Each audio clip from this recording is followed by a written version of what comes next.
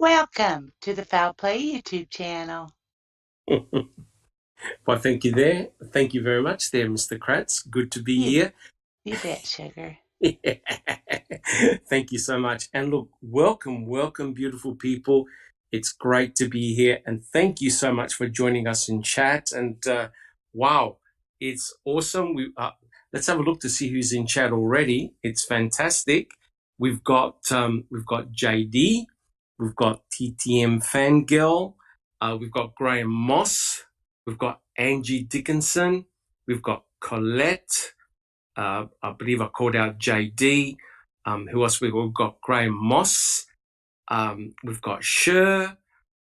Who else? We've got Andy B. Anybody? Oh, we got Dark Side of the Moon. Ronald Cass. Crockett Thompson. Chair Yoga for the Ageless. And if I've missed out anybody at the moment, I do apologize. Oh, we've got Master Cheddar. We've got Kelly. We've got West Virginia. And I'm sure we've got Paul Pepiat. Bethany. I hope I haven't missed anybody out. But look, thanks, guys. Thank you so much for joining us. And welcome to our weekly podcast entitled Reading with Uncle Ken. We're actually on part 53. And for those who've been keeping up with the series, we're on chapter 15.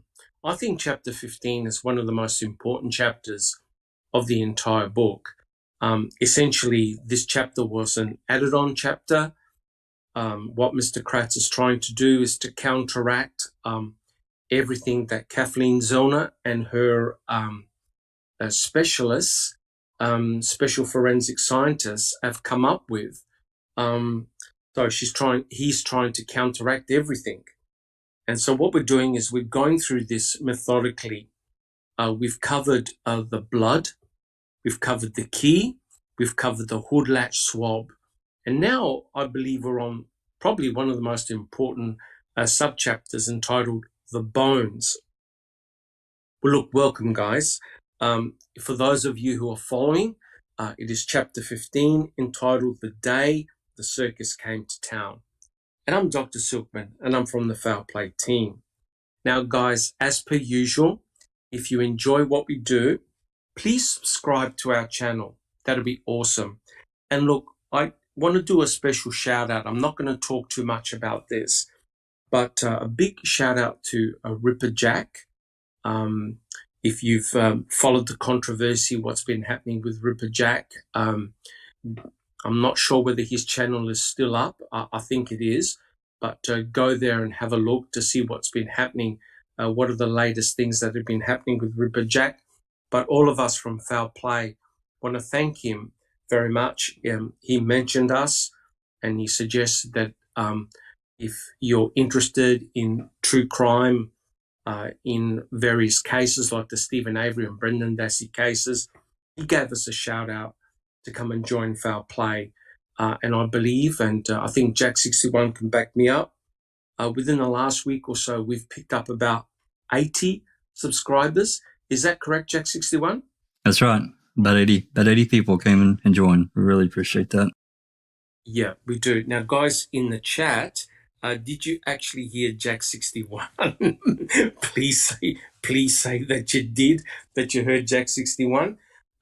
Yeah, so we are very, very appreciative of Jack61 and also Rupert Jack. Yes, people did hear Jack61, which is awesome. We want to say a big thank you to Ripper Jack. He's been very, very active in the true crime community. He's done a lot of work. As you know, he was also one of our guests with Foul Play, and it's always been a pleasure working with Ripper Jack, and we thank him very much for giving us a shout out. We've picked up around about 80 additional subscribers, which is awesome. We thank him.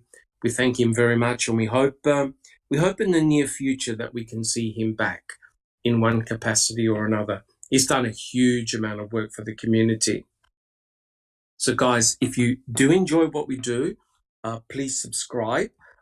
If you like our podcasts, please give us a thumbs up. Don't forget to turn on the notification bell as well. Every time the team does a podcast, you'll get a notification to let you know. And remember, guys, we also have a merchandise store. A lot of the merchandise was set up by Susan, and Zoe was involved in coming up with a lot of the designs for our various products. I've got a lovely t-shirt and coffee mug, and they're awesome. Money raised goes to support a specific cause, and we're very, very thankful for your support. Also, if you like, you can also support our YouTube channel. There are various subscriptions that you can obtain. They're cheap. It's a per month subscription, and it's a way to support us. And the important thing is, guys, that any money that we raise, we're very judicious with the way we spend it. We obtain FOIAs and documents. And as you know, through the fine work of Jack61, Sunshine Christina, and other YouTubers and other fellow Foul Play members, they FOIA'd a lot of very, very important documents. And we share them and we place them on our library. And what's impressive is that our library is growing, expanding. A lot of people are visiting it, which is awesome, right? And so the whole purpose of that is we're a very active research community. I'm very proud to be part of the Foul Play team. Every member is very passionate, works for free, puts in a huge amount of time, and that's incredible. So those documents, guys, they're part of the Foul Play website. Please go and have a look. We've got case documents, DCI reports, and many other official documents. And also, don't forget, your Riz has put in a phenomenal amount of time. He's come up with some spreadsheets, but he's also come up with the interactive map of the Avery salvage yard and surrounding areas.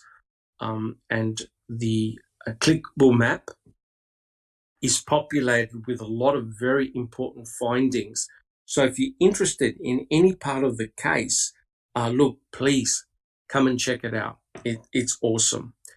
Also, I'd like to give a big shout out to the Foul Play team for their recent excellent podcast. If you haven't caught them, please come and check them out. The Crime Theory Exchange and the open mic discussions. The team discussed some of the documents that they FOIA'd. And I'm wondering whether Jack61 would just like to spend a minute or two discussing the recent findings, some of those recent FOIAs. Jack61. Yeah, through the Christina actually explained it through the efforts of her. What she really wanted in getting these unfiled search warrants. She was basically looking for the template, however you want to pronounce it, for when a police officer fills a warrant out, and then they do the affidavit. That's really what she wanted. And they first told her they didn't have anything like that. And then I don't know how she reworded whatever. Bam, she got these 21 unfiled warrants. And, it's led to basically a week long of different conversations, both in Discord, but mainly on Reddit. There's just been, actually, I'm still in conversations today about it. Some people are just basically calling us crazy. It's been called hearsay. I've heard it detailed as everything in the world. But the issue is, for this particular one, I know you want to discuss, and then I'll hush. The problem for this is that much as what is contained in that affidavit was contained in DCI Report 167 as the conversation between Harrington and Fassbender. So pretty much everything that was there made it into that warrant, with the exception of that blunt, bloody object. So I don't know. Oh boy. Yeah. So anyway, she hit a gold mine as far as I'm concerned. to me, it has absolutely no bearing on this piece of paper, this document, whether it was filed or not. The only reason they didn't file it is because they got permission from the property owner to search it, and that supersedes any warrant. The property owner signs the document and says, hey, go help yourself. The search warrant doesn't matter.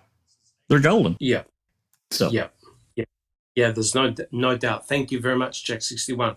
So, guys, if you haven't checked out Crime Theory Exchange and also the open mic, please do so. I'm going to be talking about some of those documents today and the relevancy to the chapter, but they are an absolute gold mine. And we thank the hard work of Sunshine Christina, Jack61, and other Foul Play members for obtaining them.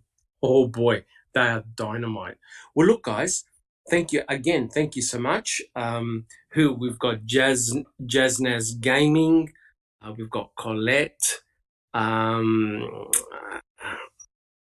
Anthony D. Welcome, guys. So good to catch you here. Well, look, guys, what I'd like to do now is before we start the podcast proper, I'd like to introduce our panel today. So first of all, we have Alice. Alice, how are you going? Hi, Dr. Silkman. Thanks very much. Yeah, doing not too bad. Hi, everyone in chat. There's far too many to single out. So I would just like to say a big hello to everyone. And Graham, I didn't get the chance to have a wee flutter on the Grand National. I'd probably lose every penny anyway, because I'm no good at picking champions. We're not promoting gambling or anything like that, right?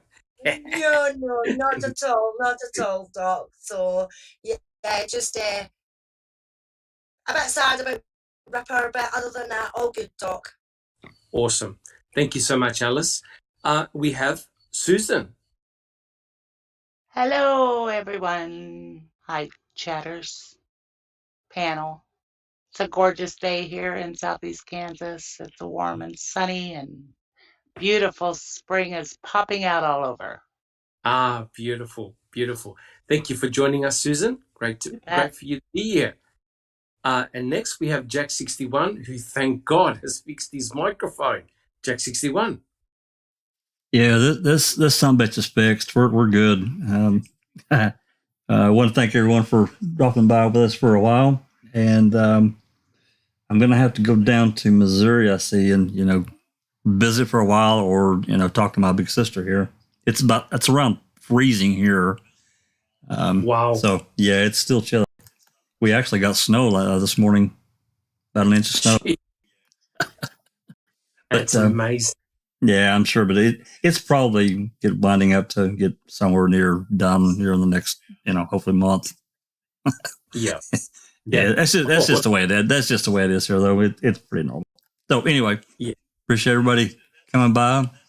Big tip a hat to the Ripper, and really appreciate everything he's done. Yeah, awesome. Thank you so much, Jack61. And it's great that you've got your microphone working, because we welcome your comments all the time. Next, we have Sunshine Christina. Are you there, Sunshine? Hi, Dr. Silkman. It's actually kind of chilly for Florida. About, I don't know, 65 here today.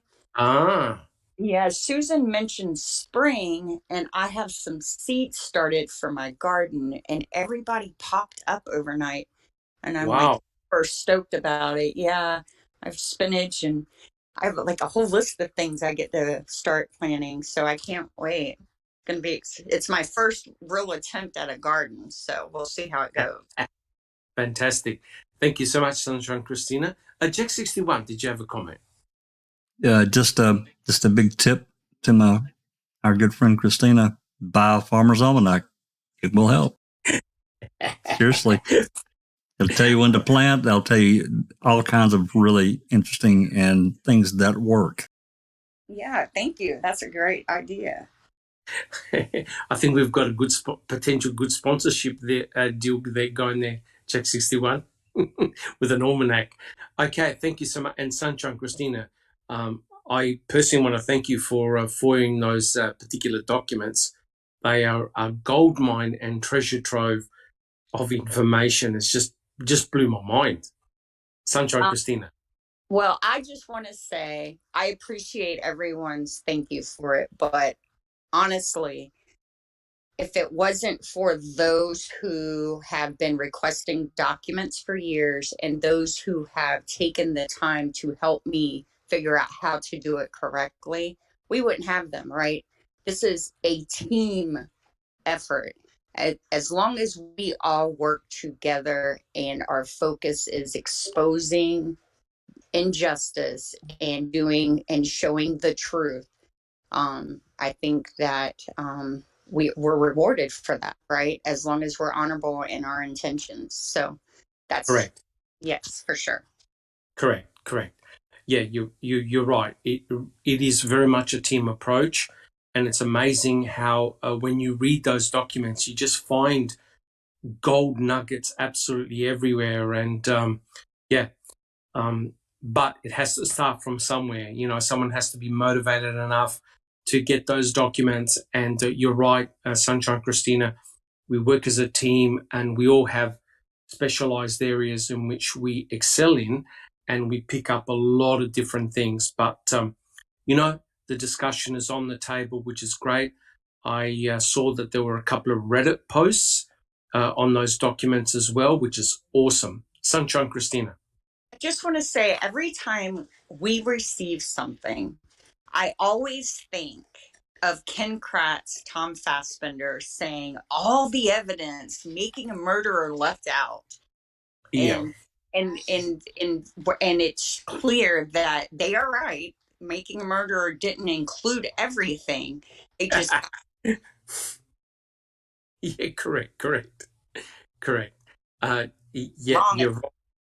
Yeah, you're right. 100% correct. And what's incredible is that the more digging that's being done by researchers, the more information is being garnished, and that's incredible. Susan, do you have a comment? Yeah, I forgot I wanted to mention, for those of you who haven't seen it, Kathleen tweeted about, an hour ago, maybe less, that she was getting ready to file on Stephen's case. Now I see she's deleted that tweet, but that's what it said. Awesome. Maybe she didn't want to let the cat out of the bag too soon. Awesome. And look, a big warm welcome to Ruth Robinson, TJ Anderson, and I'm sure I'm going to miss out a few people. There's Ronald D. Cass and Jennifer Manning. Welcome, guys. So great that you're here. All right, guys. And finally, we have I Don't Recall. How are you coming along? Hi, everybody. I'm coming along well. It's about 45 here and sunny, so not too bad at all. How are you? Yeah, good. Here in sunny Australia, it's about nearly 8 o'clock in the morning. I haven't had my cappuccino yet, and it's a beautiful sunny day. It's around about 21 degrees Celsius. Beautiful. And it's really, really great that you're here. And we welcome Andy B as well. Thank you so much for joining us. Well, look, guys, what we'll do, unless anyone's got any other specific comments, what we'll do is we'll start the podcast proper. And as you know, what we're doing is we're discussing chapter 15 entitled The Bones. Now, there's no doubt that if you've been following foul play, or if you've been following the case in general, you'll notice that the bones, the cremains, are very, very important. And I believe this is where all the shenanigans, a lot of the shenanigans had taken place. Now, there's a lot of problems with the bones. And so what I want to do is to give a little bit of an introduction, especially for those who are new to the case. There was no coroner that was present on the Avery salvage site, the Manitowoc County gravel pit, nor on Cuss Road. The coroner, the state's coroner, Deborah Kakich, was warned by the sheriff, Peterson at the time, that if she stepped foot inside the property, Avery salvage yard, she would be arrested. So there was no forensic anthropologist present on the salvage yard either. So the state's forensic anthropologist was Dr. Eisenberg. Dr. Eisenberg never set foot on the salvage yard. So the only people that allegedly saw cremains or bones were law enforcement officers. And cremains were found in Stephen Avery's burn pit, Yonder burn barrel number 2. This is what, according to what the state alleges, and also in the Manitowoc County gravel pit. In the Manitowoc County gravel pit, there were several debris piles that had bones in them. Now, all the bones were examined by the forensic anthropologist, Dr. Leslie Eisenberg. She had concluded, as well as another forensic anthropologist by the name of Dr. Bennett, that the cremains were indeed human and they belonged to an adult female, right? So they definitely came from an adult female. The age was around about 30 to 35 years old, based on the examination of the cremains, right? So no bone has actually been DNA tested. That is, the bones were not, no one was able to extract DNA from those bones. The problem with the cremains is that they were all highly burnt, right? They're all highly burnt. They were also fragmented, heavily fragmented. There were no whole bones found. So no one found an entire pelvis, a rib, a skull, nothing. All the bones were fragmented, heavily fragmented. They appear to have been crunched. But the amazing thing is that the cremains were spread out over at least 3 different geolocations, right? The burn pit, Yonder burn barrel number 2, and also at the Manitowoc County gravel pit. The state did not want to talk about the cremains in the gravel pit. They didn't want to mention them at all. Now, the state's forensic anthropologist, she wrote a report, and she stated that all of the cremains had come from one person. So you don't have multiple people whose cremains are present in these different locations. They all came from the one individual. Now, there's been a lot of controversy, and that is, okay, how were the cremains actually identified as belonging to Teresa Halbach, right? So there's been a lot of controversy. Well, if you have a look at the forensic anthropology report by Dr. Eisenberg, Dr. Eisenberg describes a part of a tibia bone as part of your leg. And on that tibia bone, there was charred muscle tissue, right? So there was some charred muscle tissue attached to the bone, right? For some unknown reason, it had survived the burning process. But I was actually shocked to read in her report that there were other pieces of muscle tissue, and I believe people even described human skin being present amongst the cremains. So it wasn't just one piece of charred muscle tissue, there were several pieces of charred muscle tissue. Now, if you've ever seen a cremation in a professional crematorium, you'll realize that the temperatures in a professional crematorium are extremely high. They can be up to 1,800 degrees Fahrenheit, an extremely high temperature, which means that if you burn a human body inside a professional crematorium, all you're going to be left with are bones, fragmented bones. You're not going to have any muscle tissue. The temperature is so extreme and so high, all your organs, all your muscle, all your fat is burnt away. Alice, do you have a comment? Anthony Hills in chat. Welcome, Anthony. He says, if Deb Kay had legal right in Wisconsin law statute to take charge of the investigation, why didn't she? Well, yeah, here's the excuse.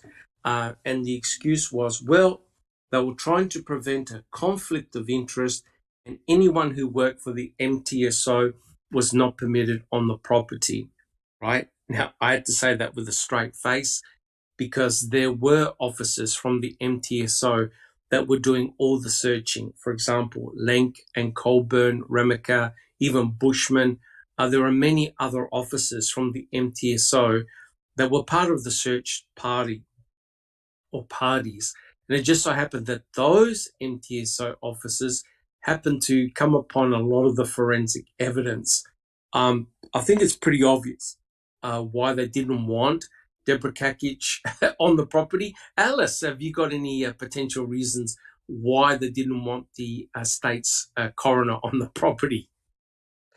Yeah, because they knew that she wouldn't play the game, Doc. Because something happened before. I don't know if I can't remember if it was to do with the Ricky Hotstiller case or something like that. But I think they tested her with something years before, and she denied to do it. So in my opinion, since then they knew that she would not play ball.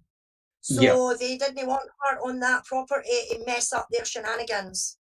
Yep, 100% correct. And we also welcome Nan's Life. Thank you for joining us in chat. Yeah, look, there's no question about it. But I see that there's a bit of a question in the chat.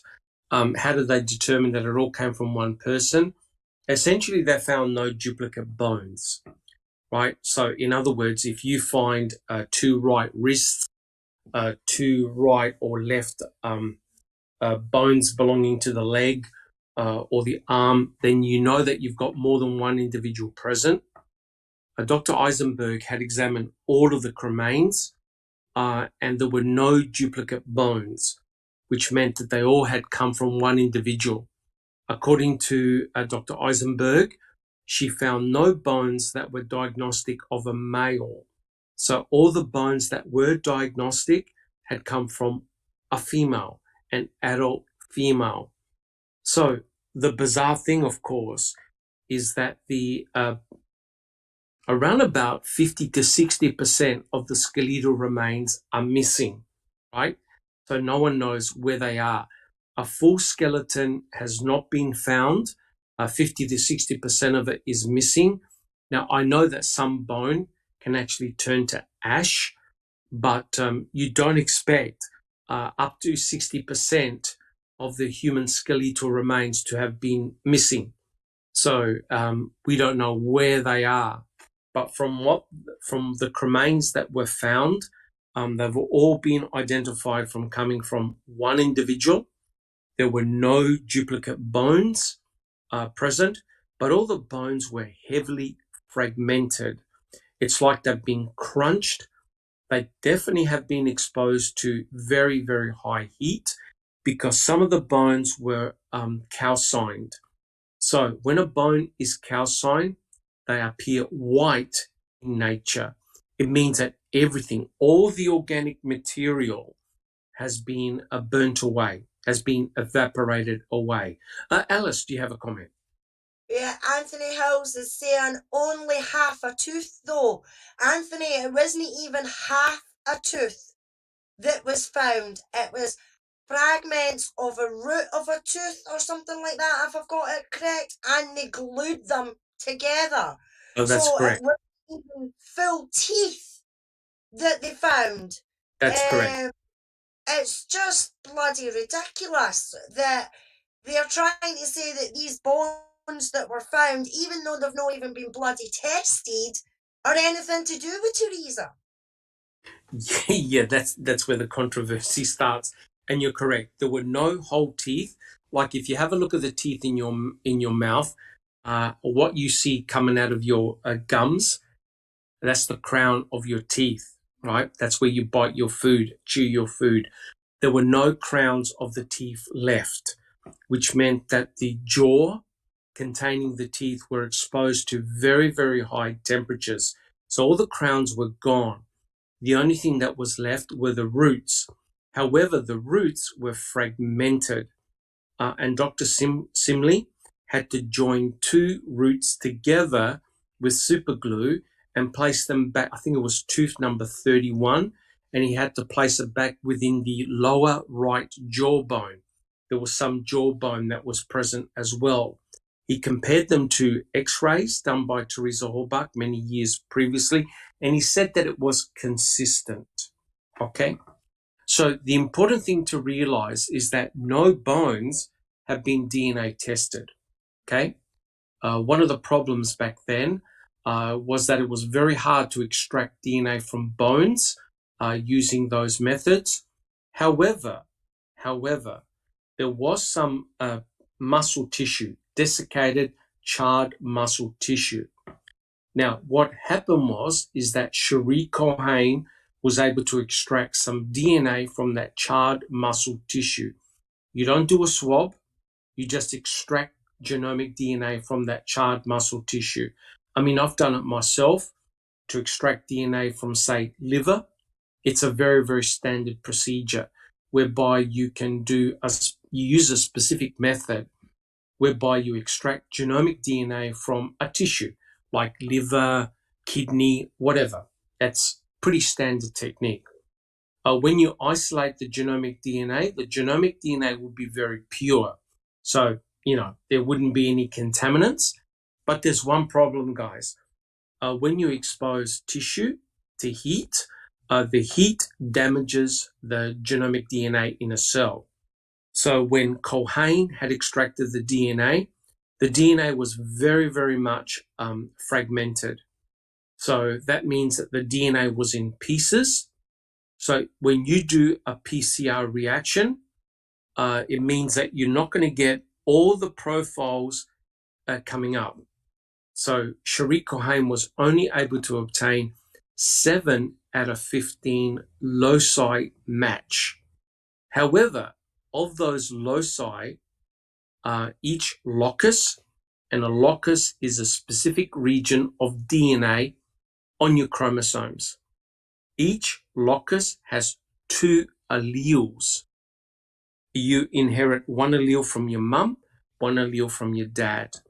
So there was a 14 out of 14 allele match in that muscle tissue. So you can do statistics, and by looking at the statistics or frequency of those alleles in a population, it's a 1 in a billion chance that desiccated muscle tissue is not Teresa Horbach, right? 1 in a billion. Would you like more alleles? Absolutely you would, right? Today, you need 20 out of 20 alleles before you can say someone is a match. So based on circumstantial evidence, looking at the DNA, looking at the bones themselves, the anthropological examination of the bones themselves, and also the FBI did mitochondrial DNA analysis using the mitochondria from Karen Horbach and comparing them to the desiccated muscle tissue. The mitochondria were the same, right? They were identical. So if you have a look at all the DNA analysis, both genomic DNA, mitochondrial DNA, and don't forget, there was blood in the RAV4, saliva in the RAV4, and also touch DNA. They all 100% match the pap smear, which means that there is a 1 in a billion chance that those cremains are indeed Teresa Horbach. Is it a miracle that there was some desiccated muscle tissue behind? Yes, it was. That's another Pam of God moment, right? If it also means that Teresa Horbach could not have been cremated in a professional crematorium. I've seen a lot of theories in which people have said, oh, look, law enforcement found the body, took her to a crematorium, burnt her up, and then disseminated the cremains are very, very unlikely. If you were cremated in a professional crematorium, there'll be nothing left. There'll be just cremains. There will be no muscle tissue left at all. You'll just be cremains. So the frustrating thing, guys, is this. Kathleen Zellner and her experts had the ability to test the bones because there are new sensitive techniques to extract DNA and also mitochondria from burnt cremains. And using the anti-rapid DNA technique, we should have been able to now get a full genomic DNA profile from those cremains, right? Now, as a parent, and I'm sure everyone in chat, everyone on the panel would agree, it's very important that if you're a parent, you want to be given back cremains belonging to your child. You don't want to be given back bones that could belong to somebody else or from an animal. Guys in the panel, do you agree? Yes or no? Alice, do you agree with that? If you give them back cremains, they should be from your sibling. Yes or no? Yes. Yes. Yep. 100% yes, Doc. Thank you so much, Alice. Jack 61. Doc, they better be, or I'm going down there somewhere. Somebody's going to pay one way or the other. Correct. There is nothing more shameful than imagine law enforcement giving back cremains that belong to some other poor individual or from an animal. I don't recall. Do you have any comments about that? The importance of giving back cremains that belong to your sibling. 100% they better be, yeah. It's a huge deal if they didn't. Correct, 100% correct. So we know that in 2011, those cremains, apparently the human bones were sorted out and given back to the Horbach family. Alice, do you have a comment? Anthony Hills in chat is saying, why isn't KZ after Culhane for putting Stephen on COTUS in 2003? And then Crockett has got one. He says, did Hallbacks get the bones? Where is the proof if they did? It came with a guarantee.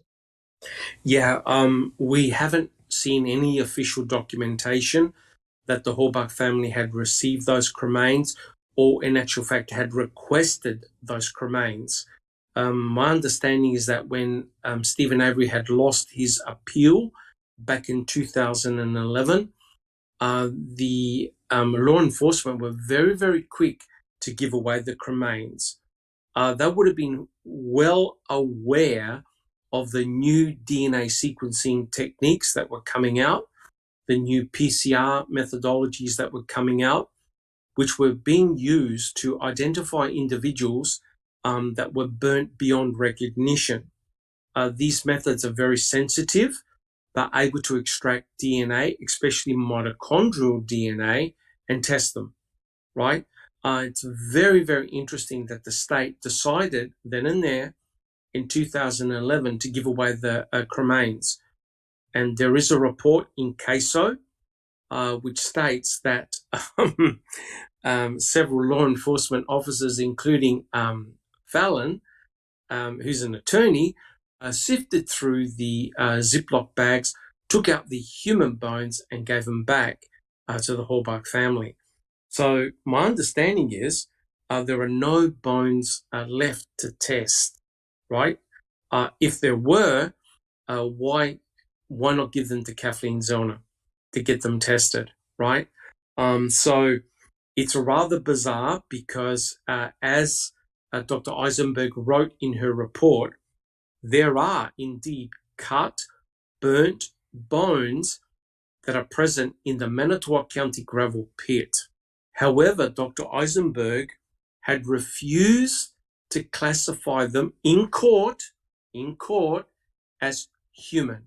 She said suspect, possible human, which means that now that's regarded as what's on record.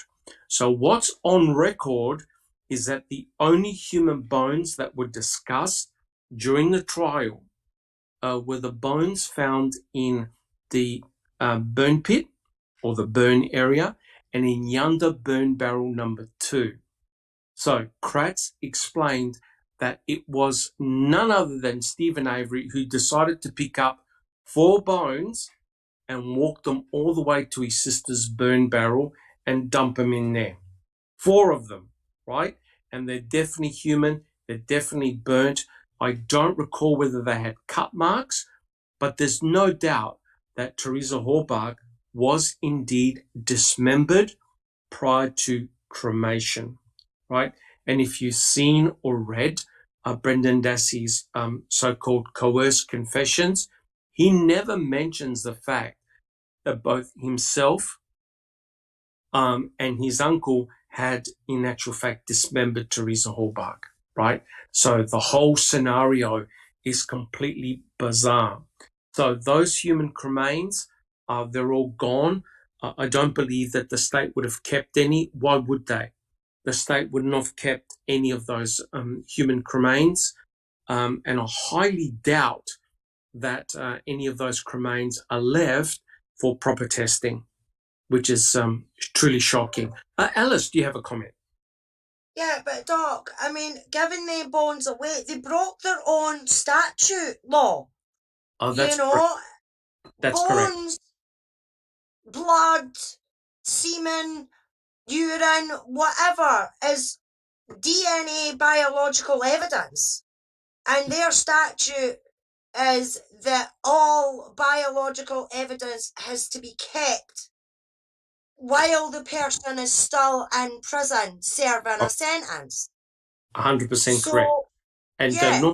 Norm Garn, I think it was Garn or Fallon, that came up with that law as well. They were part of it to put the law together. Jack 61, do you remember who it was? Was it Norm Garn? It was Garn in year 2000, 2001 when it passed. Right. Preservation of biological evidence. Yep. Now, yeah, sorry, Jack 61. Keep going. No. That was it. I was agreeing with you. Yep. Yeah. So it's the preservation of biological evidence. So that means that if you're in prison, you need to preserve that biological evidence just in case downstream, 5, 10, 15 years' time, a new methodology comes along that you can test that forensic evidence, right? So you could imagine in 1985, when they did the rape test kit, imagine if they threw away the pubic hairs back in 1985. Then Stephen would have never been exonerated in 2003. That's why you preserve biological evidence and you don't give it away. Alice, do you have another comment?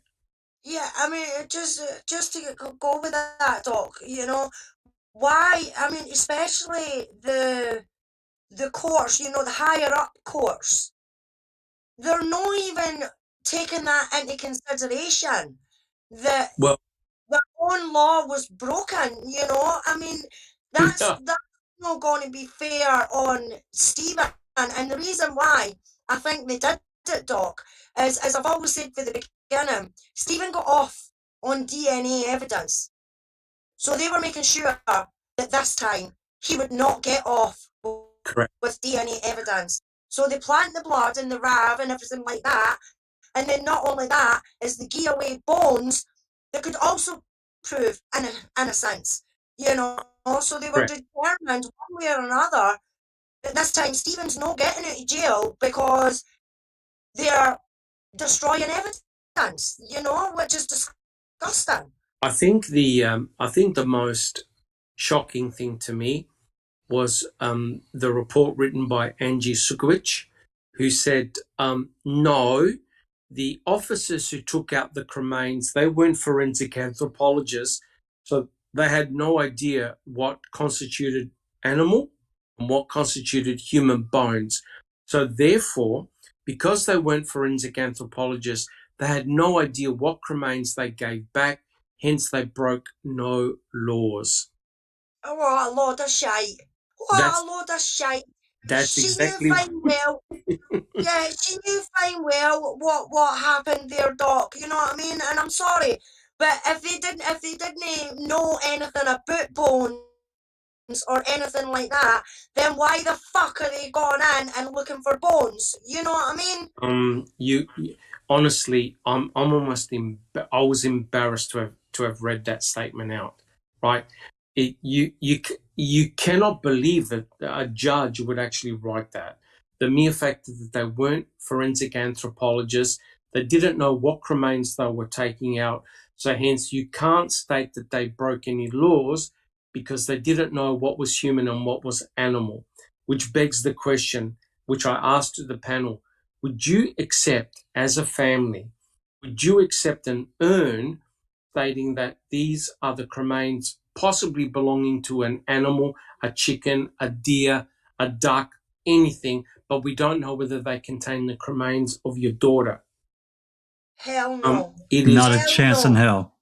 It's Yep. No. it's disgusting to even think about these people, these high-powered people from the state, would even suggest doing anything like that just to, get rid of potential evidence that.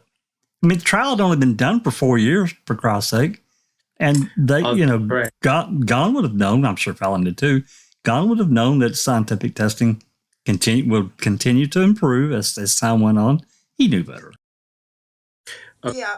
And I mean, just the fact that after all that time, the Hallbacks aren't even questioning this. If I found out that they gave me bones that was supposed to be my child, and Correct. then years later, it's coming out, they're coming out and they're saying, oh, well, it might have been animal bones that I gave them, I'd be marching right into that friggin' police station and be like, what's this I'm hearing? You gave me fucking chicken bones. You know what I mean? I want my fucking child's bones, no chicken bones. That's correct. That's correct. And when professional cremations take place, they ensure they are absolutely 100% strict. One body goes in, all the cremains are collected. There is no mixing of bones. Once the cremains are collected, they're placed in a cremulator that converts them to dust. All the dust is collected in a vessel and it's given back to the family. It's 100% documented. The cremains that you receive in an urn come from your loved one, right? There's no contamination. There's no mixture. All the unit is cleaned, everything.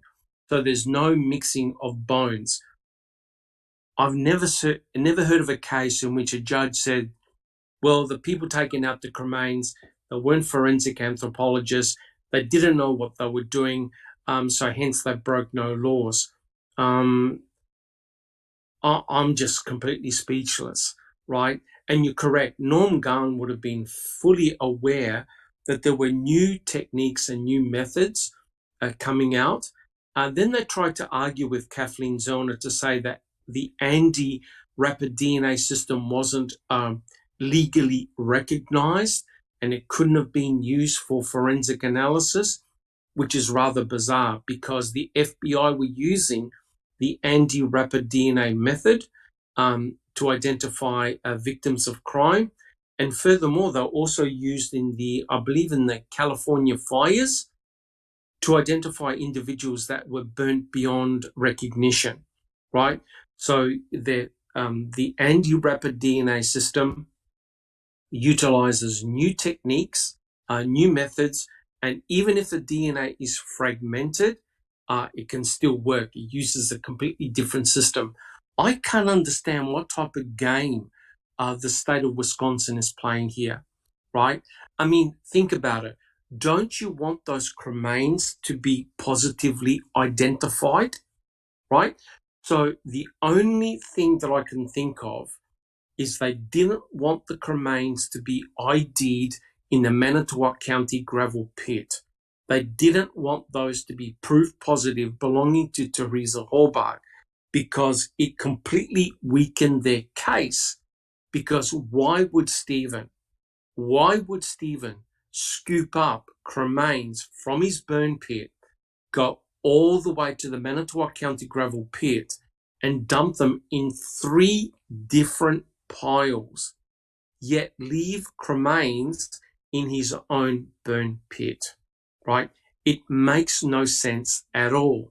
So Ken Kratz said, I'm not going to spend more than 20 seconds talking about the cremains in the Manitowoc County gravel pit. And you could tell from reading chapter 15, Ken Kratz wants to avoid talking about the bones as much as possible. He doesn't want you to go there, right? Because if you start asking hard questions, it's pretty embarrassing. And guys, I'd like to welcome Cherie Portillo, and also who else we got? We got BW Haggis, who's joined the chat. Thank you so much, guys. Thank you so much. Keep on asking questions. So guys, do we have any questions so far? How we're doing in chat? Alice. Yeah, Ruth Robinson says, let's face it, this team has proven over and over and over again that Steve and Brendan are innocent. And some are just going on about how if the Hallbacks were Catholic, which yes, I think they were, just saying that they would be the same. They would want to know if it was their child or not. You know, getting... Yep, I understand. I think, now I know this is a sensitive subject, and I apologize in advance. What concerns me is the silence from the Hallback family. That's all I'm going to say. Not even to come out and say, look, we have received the cremains. We strongly believe they are from our daughter. We're very thankful. And that's it. The silence from the Hallback family, to me, is a bit of a worry. I mean, why not come out and say, look, yes, we have received the cremains. We were assured from the law enforcement, from the state, that they indeed belong to our daughter, and that's it.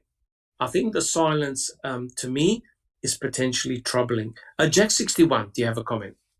Well, just the fact that even the chain of custody is not signed by Whiting Funeral Home. There's no signature. It's like, trust us, we gave them back. It was Hawkins, and Hawkins says he accompanied Wiegert to hand these over, but there's no signature. So, correct.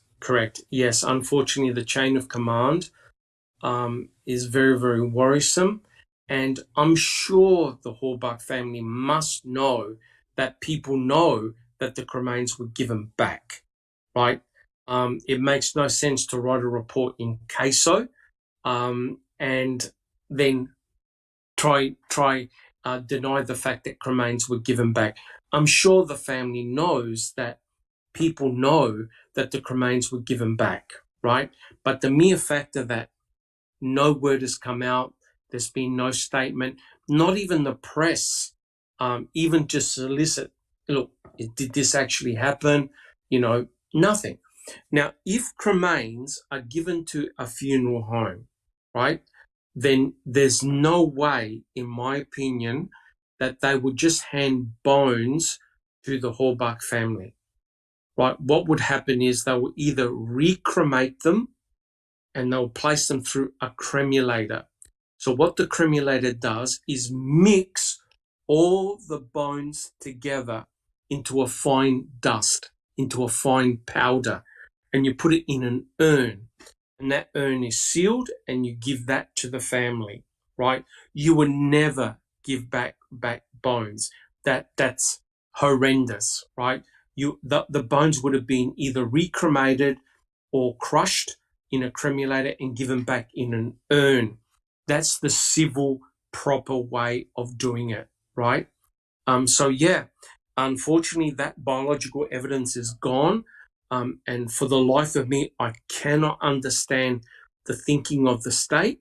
Look, the last thing you want, guys, is to have another murdered individual in the Manitowoc County gravel pit and another set of grieving families thinking, where is my loved one, right? Surely you want to test all the cremains that you possibly can to say, look, They all belong to Teresa Halbach. Or, oh my God, it belongs to somebody else. We've got another crime that has gone on, right? But unfortunately, the state didn't want to do that. And so no bones have been tested. The only item that has been tested is item BZ. And genomic DNA was extracted from item BZ, and Cherie Cohen got a partial profile. What's remarkable is that she never tested again any more of the muscle tissue to re-extract the DNA and try it again. She was happy with a 7 out of 15 match. Let me tell you today, that won't cut it. You need a 20 out of 20 match before you can say that that individual is that particular person. A 7 out of 15 match won't cut it, because 1 in a billion means that in 2005, statistically, there were probably 7 people on the planet that had that genomic DNA profile, right? So it's not 100% proof positive that the cremains had belonged to Teresa Halbach, but it's highly suggestive. All right, guys, how we're doing in chat? Do we have any more questions, or we're all good so far? Alice? Yeah, there's just going on about the Hallbacks again. Crockett says, agree, cremains need clarification. Hallbacks could at least confirm or deny. I mean, I understand it's a personal, private matter, but even just a quick statement to say, look, we can confirm we have received the cremains. We're very thankful. That's it. But the yeah, exactly, yeah. That's what you would expect. You know what I mean? But I'm sorry to say, and I mean, people have said, you know, you can't judge them for that, and because that's how you think that you would react, you know. But I'm correct. sorry, no, any parent of any child that has left them before their time, whether it be accident or not, you would be screaming for the fucking heavens Correct. if you're finding out 4 years later the possibility, if these bones have been given back to you and the law enforcement have said, I'm sorry, but these are the remains of your daughter, we're really sorry, but there you go. And then a few years later, they're coming out, the people that have gave me the bones are then coming out and saying, oh no, well, they might have been animal bones. Correct. Well, I would be marched right back up there and saying, what the fuck do you mean you gave me animal bones? Know what I mean? And I would want to dig into it a bit deeper. And I know people grieve in a different way and everything like that, and maybe they just want it buried and put in the past and Teresa to be laid at rest. But I'm sorry, there is too much stuff coming out about the wrongdoings and everything like that for Teresa to ever be at rest just now. That's correct. Because the perpetrator that did this to her is not in jail. You know what I mean? There's an innocent man sitting in that jail for something, once again, that he never done. That's correct. And they're not even questioning that fact, and that is baffling to me. Well, the actions of law enforcement do not make any sense, right? They do not make any sense. Now, imagine if it comes out in the future that there was another body or bodies dumped in the Manitowoc County gravel pit, right? Say it was the work of a serial killer. Now, how would you feel being the Halbach family thinking, oh my God, I might have the remains of another human being? There's another family or families that are grieving that don't know what's happened to their loved one. Don't you think it would have been proper to at least test those cremains to say, yep, the cremains are the same in the burn pit, in Yonder Burn Barrel number 2, and in the Manitowoc County gravel pit? They all belong to one human being. They belong to your daughter. End of discussion. I cannot understand for the life of me why the state of Wisconsin would open themselves up to all this criticism by giving away biological evidence that should be conserved, right? Yeah. That's why you do it, because new techniques come up in the horizon, in the future, that you can test to say, look, guys, we've tested the cremains, we've been able to get a genomic profile. Yes, we can confirm they belong to Teresa Halbach, or no, they're from an animal or they're from another human being. Why leave that unknown? Why have that as an element of doubt? As a mother, as a father, you want to make sure that what you've buried in the ground is from your sibling and not from somebody else, right? It's completely bizarre. And that's why I believe Dr. Eisenberg was told, do not say anything about the cut, burnt pelvic bone fragments in the Manitowoc County gravel pit, right? She said that they were suspect, possible human. All she had to do was to place the bones under a microscope, examine the structure of the bones and say, yep, these are most definitely human, right? Or she could have done antibody testing to determine whether they were animal or human. That's exactly what happened in the Christine Rudy case. The cremains were tested, remember, in the burn pit, and they were proven to be animal bones, not human fetal bones, as Dr. Eisenberg thought that they were.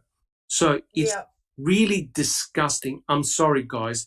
It's really disgusting of what the state did to those cremains. It's sacrilege, right? Yeah. You can't. It's like going to a vegan and giving them a product and saying, yeah, I don't think there are any animal products in here. Yeah, trust me. Come on, guys. We're dealing with a person, a human being. You can't play games like this. Right? It's terrible. Look, I'd like to welcome Smart Duck and Mystic Jinx to the chat. Thank you so much. And Alice. Haggis as well. BW Haggis has joined us as well, and I think he joined us a wee bit because he was asking about the state having to keep hold of the bones and everything like that. Yes, that was their law, BW. They have to preserve any biological weapons, biological evidence, DNA and things like that. So they actually broke their own law. But what they can do is, if they get permission from the person who is in jail and their lawyers and everything like that, if they get permission from them to say, yes, okay to hand these bones back, then that is okay. But that never happened in this case. Stephen never got told about the bones being handed back. His lawyers at the time never got told about the bones being handed back, or anything like that. So they broke their own law and on that. To make matters worse, Alice and the team, when the case report was given to Kathleen Zellner, the pages were missing in her report about the cremains. Is that correct, Jack 61? Yeah, I just had them up on the screen a little while ago, pages 11, 12, and 11, 13, I think. Yeah, yep. And I believe it was an Australian researcher who had alerted Kathleen Zellner. Did you realize that the bones were given back to the Halbach family? She didn't actually have those pages in her CASO report. Sunshine Christina. Hi. I just want to mention that her investigator had, upon her taking on the case, requested an updated copy and any additional reports filed in the case. They did not provide those pages to her. Yeah, correct. But you have to admit, the way Judge Sukowicz, put it this way, obfuscated the fact that they'd given away biological evidence, I think is a stupid and as ridiculous as what Peg Lockenschlatter did in the 1985 case. So Peg Lockenschlatter whitewashed the 1985 case. Judge Sukowicz whitewashed the giving back of the cremains to the Hallback family. I've never, ever heard of it. Alice, do you have a comment? Paul Papia in chat is asking, did the tooth get returned with the bones, as presumably it was separated from the bones for analysis? I would say yes. Yep. I would say all the obvious things that were human, like the cranial bone fragments, the ilium bone, and also the jaw. Remember, there were facial bones as well that were present in the box of bones. All of the obvious bones that were human, that would have all been given back to the Hallback family. The dental structures would have all been given back, correct. But there were no whole teeth found. There were a lot of teeth in inverted commas that were misclassified, that were actually charred pieces of wood.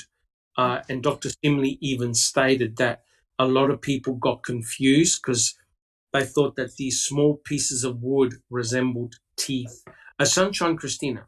I just want to clarify. I don't claim to have seen all the photos in this case that we've received, and we don't have them all.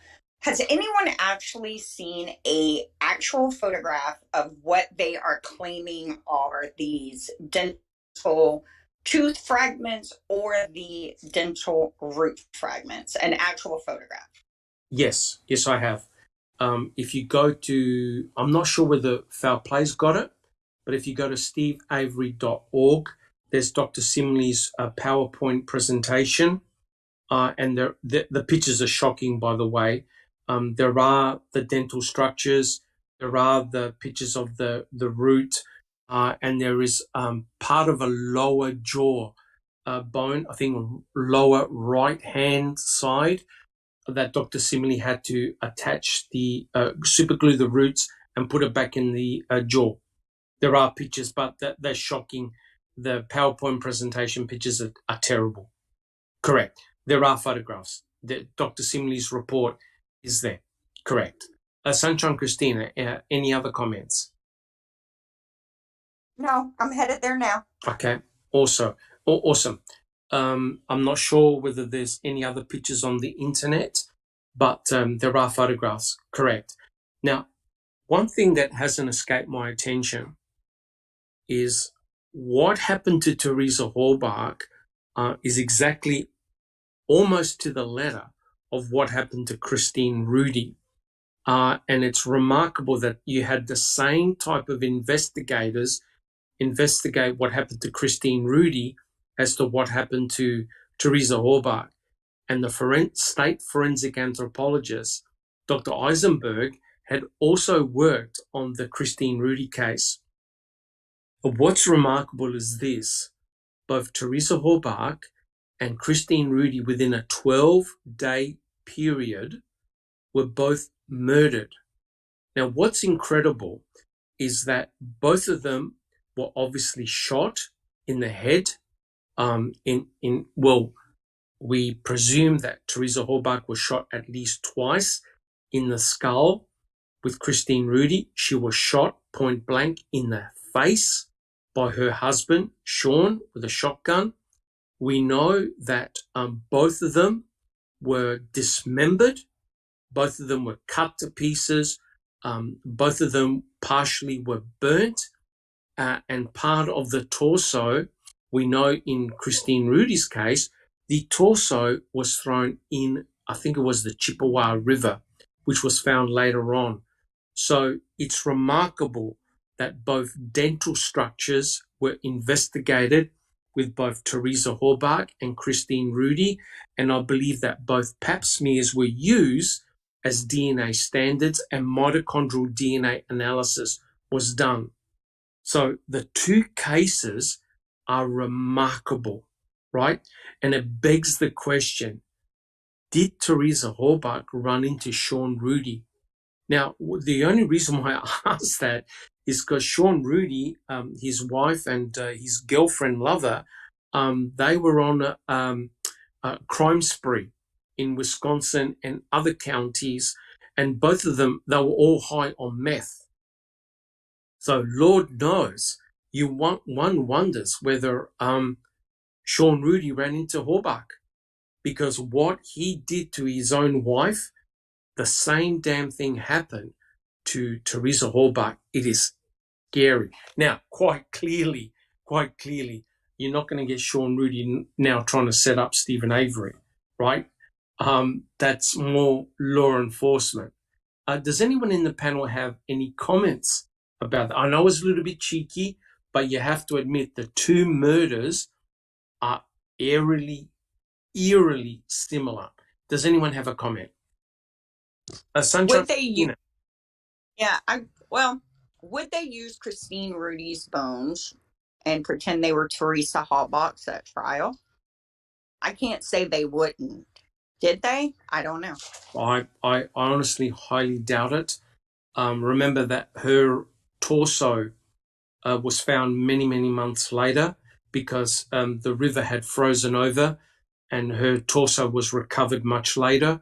But the bizarre thing is the bones themselves were cremated. They were fragmented. It's going to be, and plus, don't forget, the cremains were found much later. The cremains that were found on the salvage yard site, also at the Yunda Burn Barrel number 2 and the Manitowoc County Gravel Pit, were found before the cremains of Christine Rudy. Sunshine Christina. We have no photos of those, though, until December of 2005. Yep. I cannot disagree with you. One of the weaknesses of any argument here, guys, is a lack of in situ photographs. That's unforgivable, or video. They clearly, the state clearly did not want to take any in situ photographs of the burn pit, especially of the burn pit. And of course, they didn't want a coroner on site as well. Jack 61, do you have any comments? Yeah, I just wanted to pass on to Christina. That's Exhibit 317 of the dental pics that you're looking for. So I found I actually just had it. I just went through all of them on screen there for everyone. So Yep.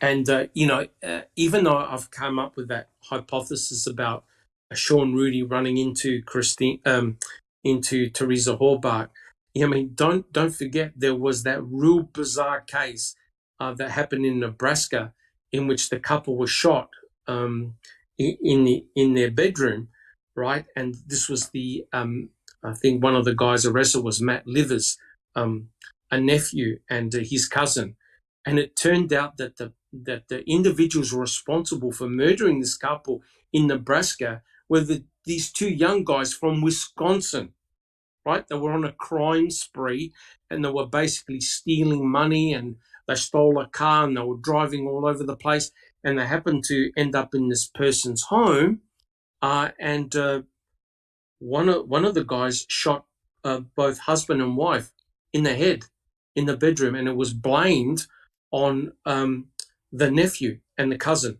Jack 61. Yeah, his boyfriend and girlfriend. That's correct. And they were young and they were from Wisconsin.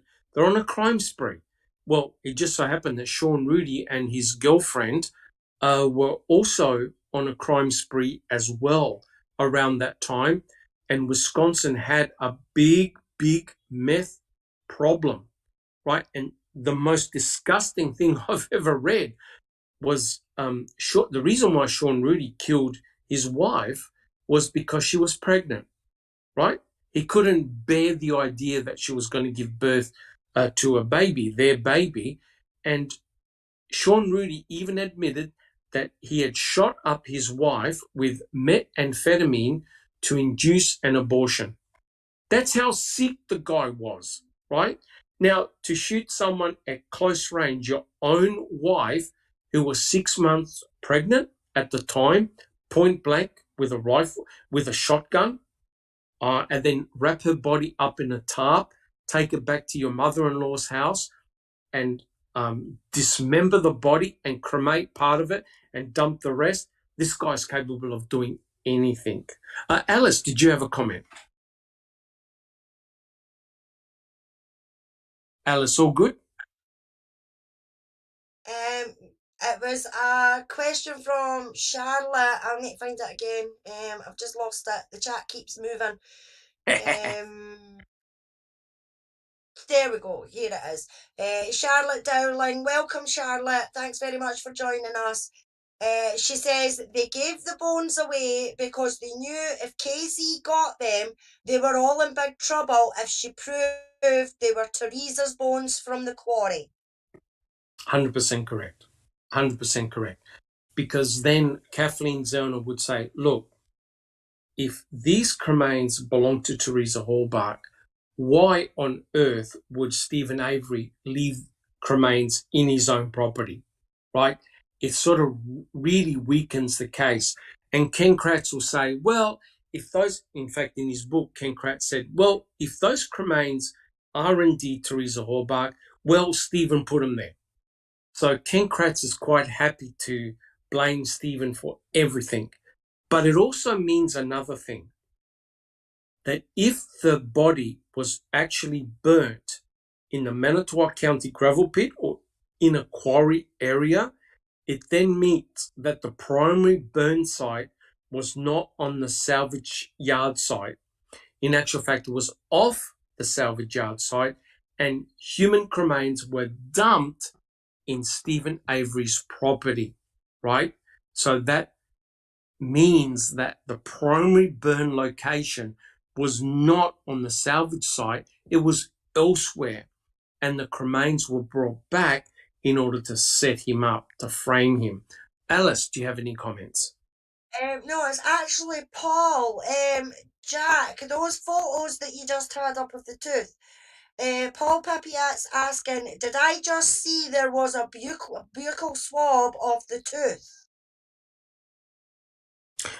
Don't forget with those pictures, the ones where you see full teeth, they were done in the, obviously at the dentist when Teresa was very much alive, right? So, you know, when you go for x-rays, Jack 61. Yeah, those were bat wings, and I recall. Correct. I'll pull it back up. Yeah, correct. There were actually no whole teeth found. Any x-ray you see of a whole tooth, in other words, when you see the upper part of the tooth, the crown, it means that was when Teresa was very much alive. When you go to a dentist, you get, it's called a Panorex x-ray, where you show the teeth from ear to ear. So basically, whether you've got any defects in your teeth, the orthodontist can actually clearly tell. But any teeth where you don't see the crown and you only see the root structures, they were the ones that were discovered allegedly in the burn pit. Alice, do you have a comment? Crockett says, the Court of Appeal said, so what if bones in the quarry were Teresa's? Stephen could have put them there. Oh, that's 100% correct. So in other words, the court didn't care whether the bones were Teresa's or not. They kept on blaming Stephen and Brendan. So I remember reading the responses done by the courts, and they kept on saying, well, Stephen couldn't prove that it wasn't him that had put the cremains in the Manitowoc County gravel pit. So not only do you have to prove that those bones are Teresa's, you actually have to point a finger at the person who put them there. All right. So in order to satisfy the courts, they don't care if those cremains belong to Teresa. You actually have to prove that it wasn't you that put them there. So the bar is set very, very high. And Graham is saying, was there any bones found from her torso, ribs, spine, etc.? No. There allegedly were some bone fragments, but a lot of her torso was missing. Correct. Which means that either it got dumped or buried. right? I mean, you got to understand your torso contains a lot of vital organs, a huge volume of blood, etc., etc. When you dismember a body, I know it sounds awful, but you remove the head and the limbs. So you don't actually have to do many cuts to the body. You probably just need 5 cuts, right? But here's the disturbing thing, right? The disturbing thing is that the pelvic bone, what the pelvis was actually cut, right? It's got cut marks, saw marks. So that means that there were more than just the 4 cuts to dismember the body. The actual pelvic bones that were found in the Manitowoc County gravel pit, they contain 2 cut marks on both sides of the pelvic bone, right? So those fragments, the pelvis was actually cut down even further. So is the torso missing? It could well be. There isn't an intact rib bone. There isn't an intact spinal cord, right? There are only fragments. There are only vertebra, right? So you've got part of the skeleton that's missing. It's a mystery. Jack 61, do you have a comment? Yeah, what Paul's talking about, I got back on the screen. It's showing tooth number 31. It's showing the buccal and then the lingual, and I don't know the meaning of those 2 words. So yeah, buccal and lingual means the side of the tooth in respect to your cheek. That's the side, and lingual means your tongue, right? So what they're saying is that your tooth, if it's closer to your cheek, is more protected from fire because you've got tissue there. Whereas the tooth on the side of your tongue, which is the lingual side, is more prevalent to being burnt because it's less protected. So when you're looking at a structure like a tooth, you've got orientations, cheek side, tongue side, and top, right? Where you actually crunch on your food. So there are distinct locations, marker sites on your tooth structure. So buccal means closer to the cheek because you can take a buccal swab on your cheek. Lingual means tongue. Correct. All right then, guys. Well, I reckon what we do is we do a question, but we needed that introduction. Now, what I'm about to show you is going to blow your minds. And this is all from the good work done by Jack 61 and Sunshine Christina in getting these documents. So let me read it out, and I'll ask Jack 61 to put up these documents, these little clippings in a second. Okay, so here's from chapter 15. I quote, "More shockingly, the fact that the dogs found Teresa's scent is offered as proof that bones found near Cuss Road must be hers. Forget that no expert from the state, the FBI, or the defense could conclusively say those scattered bones were human, much less than those of Teresa Hallbark." Now, trust me, on just that little passage alone, we can talk for several days on just that. But just to remind everybody, dogs were brought onto the Avery salvage site. I think they were on November the 5th and on other days as well. Loof is a scent dog. So Loof is specific for looking for the scent of Teresa Hallbark. Brutus is a cadaver dog. A cadaver dog is going to smell and detect blood, basically death, decay. But Brutus is not specific for Teresa Hallbark.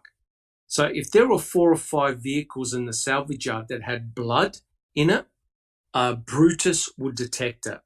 Loof is a dog that is specific for the scent of Teresa Hallbark. So Loof was given the scent from Teresa Hallbark's, I believe, shoes, right?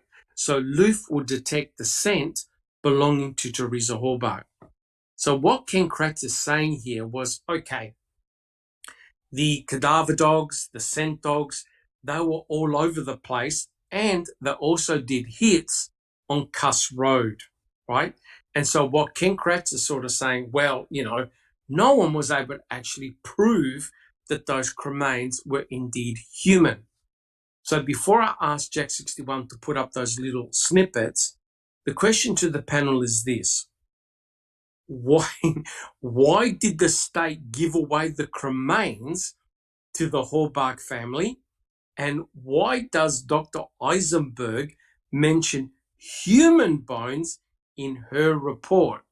Ken Kratz is saying, what human bones? Nothing got tested. Does anyone in the panel have any comments?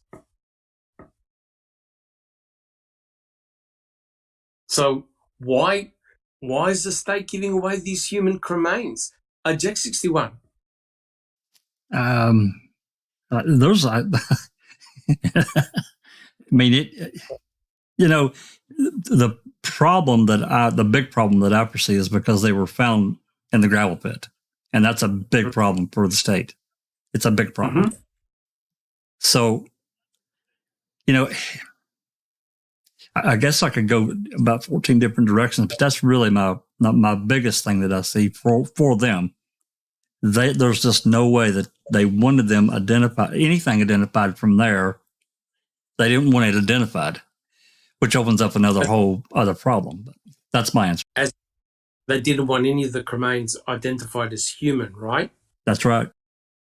But here's part two of my question is, Dr. Eisenberg mentions cut human burnt remains in her report coming from the Manitowoc County gravel pit.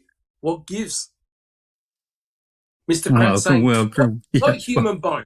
Well, Kratz couldn't run from that fire fast enough. I mean, my God, I'm only going to spend 20 seconds on the quarry. That's correct. He didn't want anything to do with that place at all because he knew it was a massive distraction for the jury. He knew it. Correct. So we've got this bizarre situation whereby Dr. Eisenberg, in her own report, mentions cut, burnt, human remains or human bone fragments in the Manitowoc County gravel pit, yet because she never mentioned them in the trial, then Kratz is technically correct, right? What human bone fragments, right? So here's a real clever way in order to make sure that your star forensic anthropologist, Dr. Eisenberg, never mentions the word human coming from the Manitowoc County gravel pit. Yet she sits on the stand with the report she wrote that absolutely identified human cut, burnt cremains in the Manitowoc County gravel pit, and she kept her mouth shut, right? So that means that during the trial, right, what has been testified to, no one mentioned human cut, burnt bone fragments in the trial because Dr. Eisenberg refused to classify them. I hope Dr. Eisenberg sleeps well at night. I really, really do. Guys, do we have any other comments? All right. Now, Jack 61, are you able to put up that little snippet entitled "The State's Response to Defendant"? Yep. Yes. So we'll just wait. We'll just wait till that comes up. Okay, it'll pop in there. It'll pop. Yep. I know there's a little bit of a delay. Now, listen to this. This is gonna blow your mind. When I read it, I just about fell off my chair.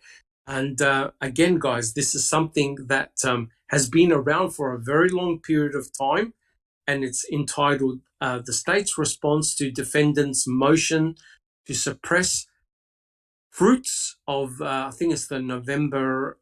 It's basically the findings at Cuss Road, right? And this was written by Kratz and Fallon. and it was filed September the 14th, 2006. Now, quite clearly, have a read of this. I'll read it out for you. S.A. Fassbender described finding a clandestine burial site away from the Avery salvage yard. Additionally, a discovery at Maribel Caves Park of women's pants and lotion caused the reallocation of resources to that location. Additionally, a cell phone was found in the ditch, as well as some possible human bones elsewhere. Take note of the following. These were in addition to the ones found at the clandestine burial site. As a result, evidence technicians were utilized and taken away from the parcel. This reflects both the scope of the law enforcement effort and the corresponding strain of resources, making it impossible to complete the search any sooner than they did. Guys, have a look at that. These were in addition to the ones found at the clandestine burial site. Jack 61, what does that read to you? Well, that they found bones at the temporary burial site at Cuss Road. That's what it tells me. Because there was no other place that I'm aware of in the trial or the case at all where a temporary burial site was identified. Ever. Correct. I'm afraid. Is it possible that now was this particular filing not actually placed in front of the court? Was this one of the draft ones? Nope. This is a real motion. No. This is the real deal. So this was actually filed and tabled. So is it possible that Kratz and Fallon just admitted that bones were found at the clandestine burial site? Did he just give the game away, Jack 61? Well, it's just crazy to me because, I kind of prided myself in trying to read, every motion that we got way back in the day. And yes. I probably read this back at some point and just missed it, or this is one I missed. I can't say for sure because there's so many, So this blows me away. But there's no question. What they were trying to do is to justify why they spent, 8 to 12 days at the salvage site, why they kept on having to reissue all these warrants, and they kept on searching. And Fallon and Kratz said, well, the reason why they keep on searching is because of all these leads that kept on coming up, and they had to put resources down there. Now, think about it. They just gave away a very important statement as by stating, and I quote, these were in addition to the ones found at the clandestine burial site. Yet in court, they said that Cuss Road they found nothing at Cuss Road. Right, big nothing burger. Fallon and Kratz have just now given away the cat's out of the bag. And mind you, this was tabled a long time ago, in which they specifically state and mention bones at the clandestine burial site. The clandestine burial site can only mean one spot. Where is that, Jack 61? That's Cuss Road, absolutely. Cuss Road, another thing, he's mentioning TR 98, and he's talking about this hearing that was held on, I want to say August 10th of 2006. There was a hearing, pretty long one, lengthy, and Fassbender testified at that hearing. This is what he's referencing. And I remember this, at this particular hearing, Fassbender was really coy and cagey, even with Fallon, who was on direct with him. He wouldn't answer specifics. He was real vague and just complete bullshit. Yep. That I don't think Kratz and Fallon just realized what they just did. Yeah. That cannot be a typo. No way. So in other words, they're justifying what all these people were down at Cuss Road because they were following a lead, right? And Bushman and his searchers found that clandestine burial site, right? And I remember further on in that report, they state that they got those red flags, the ones that are on a steel little pole. That's right. They said that when they came to put in the red flags in the clandestine burial site, the flags went into the soil very easily, which meant, guys, that the soil had been disturbed and dug up, right? Had been disturbed and dug up. So when they put the flag adjacent to that soil, it was hard to put in, which meant that someone had dug up that dirt recently. And the hypothesis being that you either put cremains, temporarily buried the cremains, or you buried a body, or you buried electronics, right? So something was found at Cuss Road. You show those photographs to anyone who doesn't know anything about this case. You show them all the photographs at Cuss Road. Guys, what's the first thing that's going to come out of your mouth when you have a look at those photographs? Alice, do you have a comment? Oh. That's a crime scene. That's a crime scene. Absolutely. That's a crime scene. There's something more there than fucking peat moss, a wooden stump, and a wooden pallet. You know what I mean? For all that commotion and that to be there. You know what I mean? There's an awful lot of commotion for peat moss, a wooden pallet, and a stump, a tree stump. You know what I mean? It's just pathetic.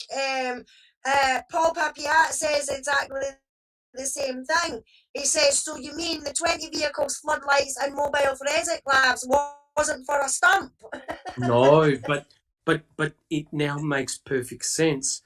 Kratz and Fallon have just said to us that there were these were additional to the ones found at the clandestine burial site. If you're a prosecuting attorney, you're not going to make a mistake like that, which tends to suggest what we always suspected from day one when we all looked at those photographs at Cuss Road. Something was found there. Something was found there. Remember H1, H2, right? Body, measurements, dig site. He now just confirmed that there were bones found at the clandestine burial site. Clandestine means that they don't want you to see it. Clandestine means it wasn't out in the open, it was hidden. That's exactly what you would do if you're trying to hide somebody or hide cremains. Jack 61. Oh, absolutely. And for them, I'm actually surprised this kind of made it into this motion because Fallon's he's pretty sharp. He's pretty sharp cook. I can't believe they left it in. I cannot believe it because they were probably thinking, well, if there were human bones found here, Stephen did it. But in trial, they asked Colburn, they asked Ertl, was there anything found at Cuss Road at this clandestine burial site? And all of them said, what did they say? What did they say? Did they admit that anything was found at Cuss Road? No.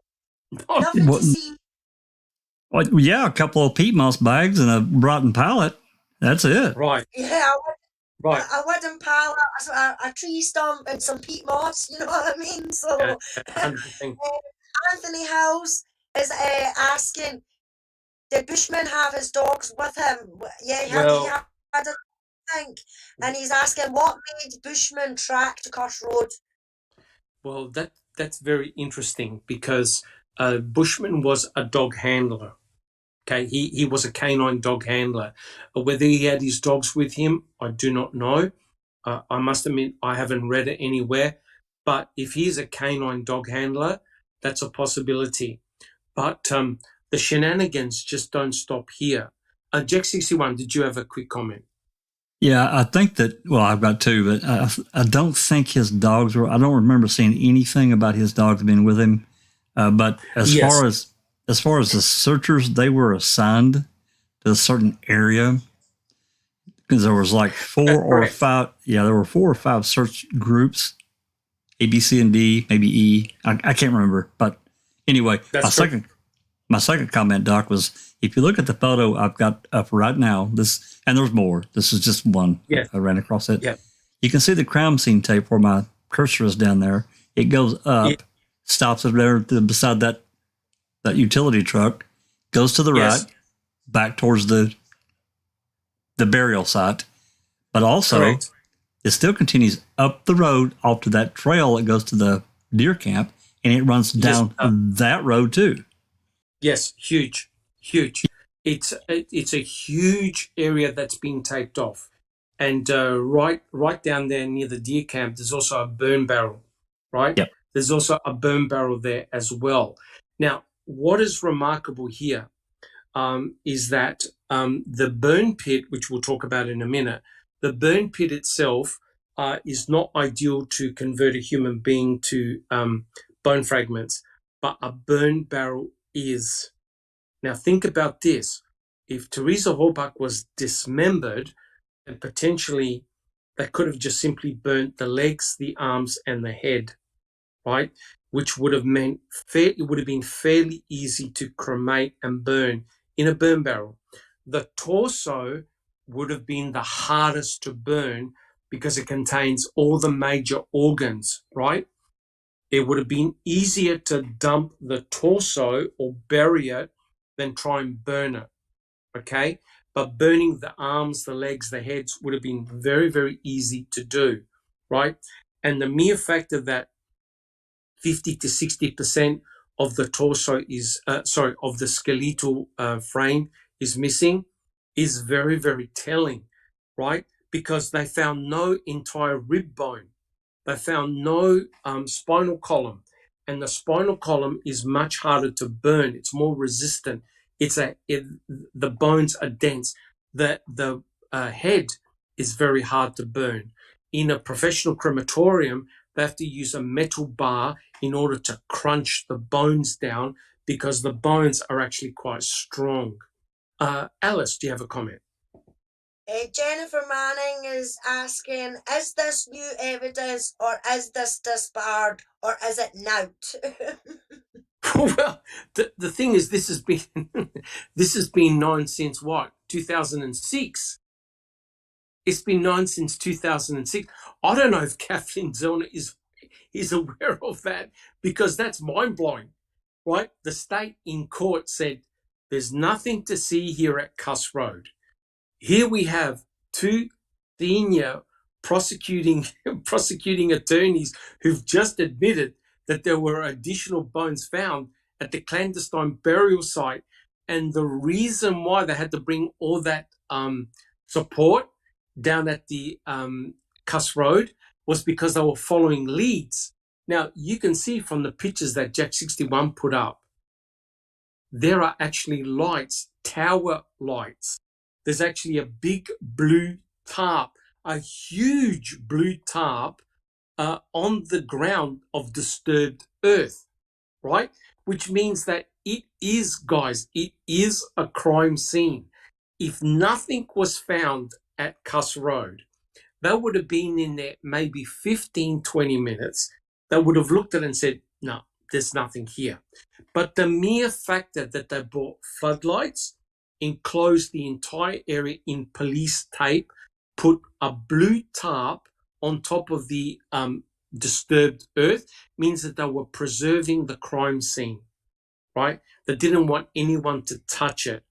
Now remember, Lenk and Colburn were caught to Cuss Road twice. Cuss Road was open for the majority of the day. Furthermore, there was a helicopter hovering overhead taking pictures of Cuss Road at night time, and you can see the floodlights open. Now, trust me, no one is going to have all of that infrastructure at Cuss Road for a peat moss bag. Alice, do you have a comment? I mean, just think about it, Doc, right? There is more crime scene tape round the site at Cuss Road than I have ever seen round Stephen's trailer or anything like that. You know what I mean? And that's to be the major crime scene is Stephen's trailer. But you didn't see that covered in tape all the way round it and halfway round the land to the burn barrel at the other side or to the burn pit. You know what I mean? It's only afterwards that you see the wee bit round the burn pit. That's it. There is more commotion, more crime scene tape and everything like that at Cuss Road than there ever has been on Stephen's property, and yet that's supposed to be the main crime scene. Correct. Cuss Road looks like a genuine crime scene, without a doubt. And remember, the number one complaint from the investigators was not enough resources were available. And yet, lo and behold, you can see from the pictures that Jack 61 put up, there's a huge amount of resources down at Cuss Road. You're not going to waste time, energy, effort, resources looking for a missing Teresa Hallbach if there's nothing down there. And this filing by Kratz and Fallon confirms, and I'll quote again, these were in addition to the ones found at the clandestine burial site. Guys, they've just admitted that there are cremains or bones present at Cuss Road. And this is not hearsay. This is from the pen of Kratz and Fallon because they signed off on the document. Jack 61. Doc, I've got one photo up there now. This is it's a good picture of the blue tarp, but there's a white object up there beside the tape, and I'm wondering if that's a bucket. I'm trying to decide what that is.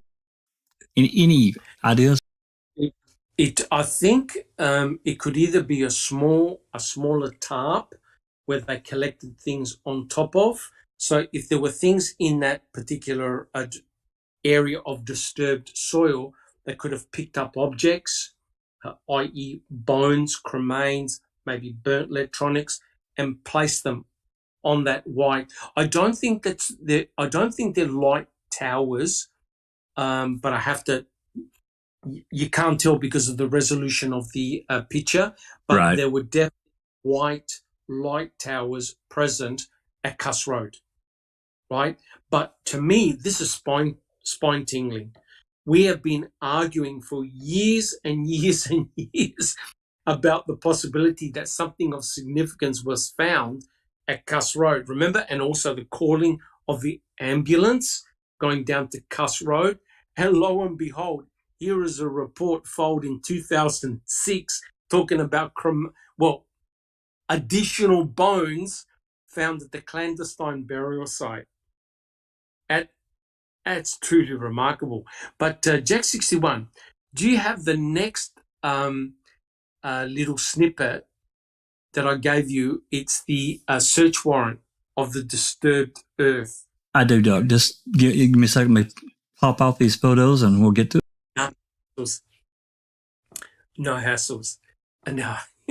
Now this, I'll wait for Jack 61. If you thought that was bad, just wait till you read these. And did you discuss this one on the open mic or the CTE? This is the search warrant disturbed earth. Actually, I think we talked about it a little bit on the open mic, but I think it was discussed a little bit further on the CTE about the lower number, the higher. Yeah, go ahead. This one here had me running around the block in excitement. Listen to this. Right, so this is the search warrant entitled Disturbed Earth. Now, this is the one that wasn't filed. Is that correct? This was a draft. Is that right? Is this a draft? Yeah, this is it's unfiled. I can't even call it a draft. I mean, to me, this warrant was ready to go, but like I said, right, the property owners agreed to let them search. Right. So basically, they just shelved it. Okay, well, have a listen to this, guys. I quote, this is point number 13.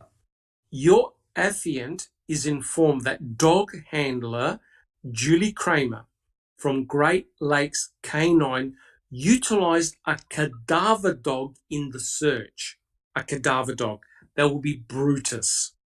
Kramer utilized a trained cadaver dog near the area of disturbed earth located by Bushmen. A cadaver dog. Well, I've never heard of this before. I'll read it again.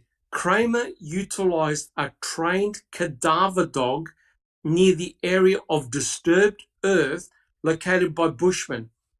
The trained cadaver dog hit on the area of disturbed earth, indicating that a body or blood had been present in that area. Is there any comment? Jack Oh my! 61. Yeah, I've seen it before. It blew me away too. I'd never read it before. Nope. Guys, that complements with the passage I read out before, written by Fallon and Kratz, talking about bones in the clandestine burial site, and now we've got a hit with the cadaver dog. And I'll repeat. And we can't call that a typo, Doc. It's too big. There's no way. I'll repeat. The trained cadaver dog hit on the area of disturbed earth, indicating that a body or blood had been present in that area. That's incredible. That's huge. It's huge to me, and it's in the affidavit. That is huge.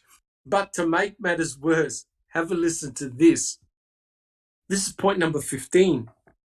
Your affiant is informed that Sarah Forsky of the Kukana Police Department, accompanied by her canine unit, Loof, assisted in the search. Loof is a scent-trailing bloodhound who has proven to be reliable in the past. Loof was provided with the scent of Teresa Horbach near the residence of Stephen Avery. Loof detected a scent near the residence of Stephen Avery and followed it along a wood line that led in an east-west direction to Cuss Road. Loof led Sarah Forsky up to the crime scene tape, which was located in a perimeter around the area of disturbed earth. The crime scene tape was approximately 40 yards from the area of disturbed earth. Guys, we now have a hit by a cadaver dog and a scent dog. It's insane, Doc. It's absolutely insane. That is huge when you consider the snippet that I read before by Fallon and Kratz talking about additional bones found at the clandestine burial site. It was all there in black and white. Yep. Guys, it was all there.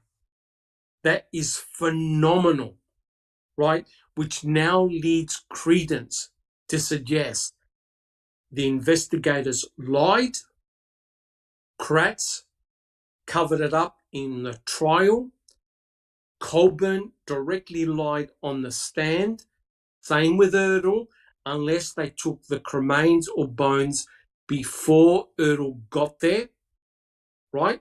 But clearly, you cannot mistake that.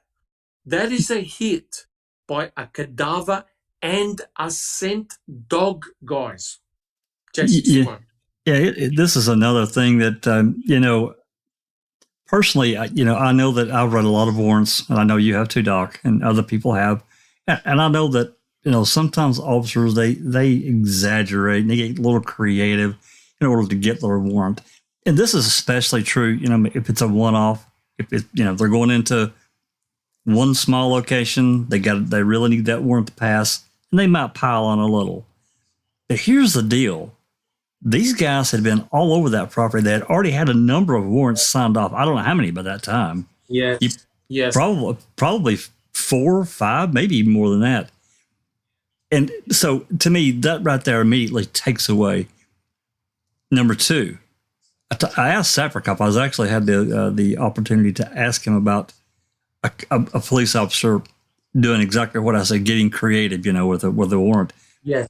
And he said, Yes. not to this degree, no way, because now this is going before a judge, and the judge is going to, that's his job, is to rate what you've listed in your affidavit in order to grant the warrant. And they absolutely did not need to do that. Yep, and that warrant was written on the 7th of November 2005. That's right. Cuss Road. That's right. Were talking about 2 dog hits, a cadaver dog, a scent dog, and we have the report written by Fallon and Kratz talking about additional bones found at the clandestine burial site.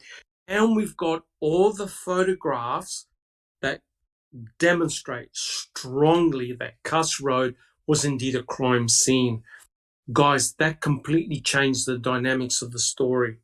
That's for me. That completely changes the dynamic of the story. That is unbelievable, guys. And if I, sorry, Jack61, do you have an additional comment? Oh, no, sorry, Doc. What I wanted to do, I don't think you've got this up, but you covered it, I believe, in the CTE or in the open mic, but I need to read this out again. This is point number 16. I'm not going to read it out the whole lot, but this is very important, and I quote. Have a listen, guys, in chat. I quote, Investigator Diedring then observed Bushmen insert a flag in the area adjacent to the disturbed earth and noted that it went in with substantially greater resistance. Investigator Diedring also located a piece of nylon rope wedged between a log and a tree approximately 20 yards south of the disturbed earth. Investigator Diedring noted that there was a small section of white plastic sheet material protruding from ground at the area of disturbed earth. Investigator Diedring noted that there is a trail running in a north-south direction near the area of disturbed earth. On the trail, Investigator Diedring located a piece of blue tarp approximately 3 inches by 3 inches square. Your affidavit believes that based upon his training and experience, the section of blue tarp and the piece of white plastic sheeting would be consistent with materials commonly associated with covering and concealing buried objects. Oh my God, you can't get any clearer than that. Jack61. Yeah, this is point number 4 in this little gold mine of a warrant. That wasn't. Yep. Oh my God. Yeah. So think about it, guys. We've now got evidence of a tarp. And remember what we were saying. We're saying, where's the blood? Where's the blood in the RAV? And it now makes sense that if you bludgeon Teresa Horbach in the back of her RAV4, you wrap her up in a tarp or some type of plastic to prevent blood from going everywhere. There's a lack of blood in the RAV4. Now they're stating that at the clandestine burial site, they found a piece of blue tarp and nylon rope. And you have a cadaver dog hit, you have a scent dog hit, and you've got a report where Fallon and Kratz talk about additional bones being found at the clandestine burial site. Guys, I think, I don't know about you, but that's proof positive that they indeed found cremains at Cuss Road. That you can't get it any more clearer than that. Guys, what do you think? I wholeheartedly agree. Absolutely. I mean, we've suspected for a long time. We've talked about it that we suspect that they found something at Cuss Road, but we couldn't really say pretty much for sure until now. But guys, what's disturbing is that the answers were there all along. They just obfuscated them, and by chance, they gave you the documents without checking what was written in the documents. It's there in black and white. Well, it's like I said at the beginning of the open mic, and it's still true. If you look at these warrants, if you just open them up and kind of look at them, they're all very similar. They really are. So if you don't go down the line and read, especially the affidavit, I'm not talking about necessarily where they were searching at or what person, but they read so similar that I can see how it could get missed. Yes, but Yeah.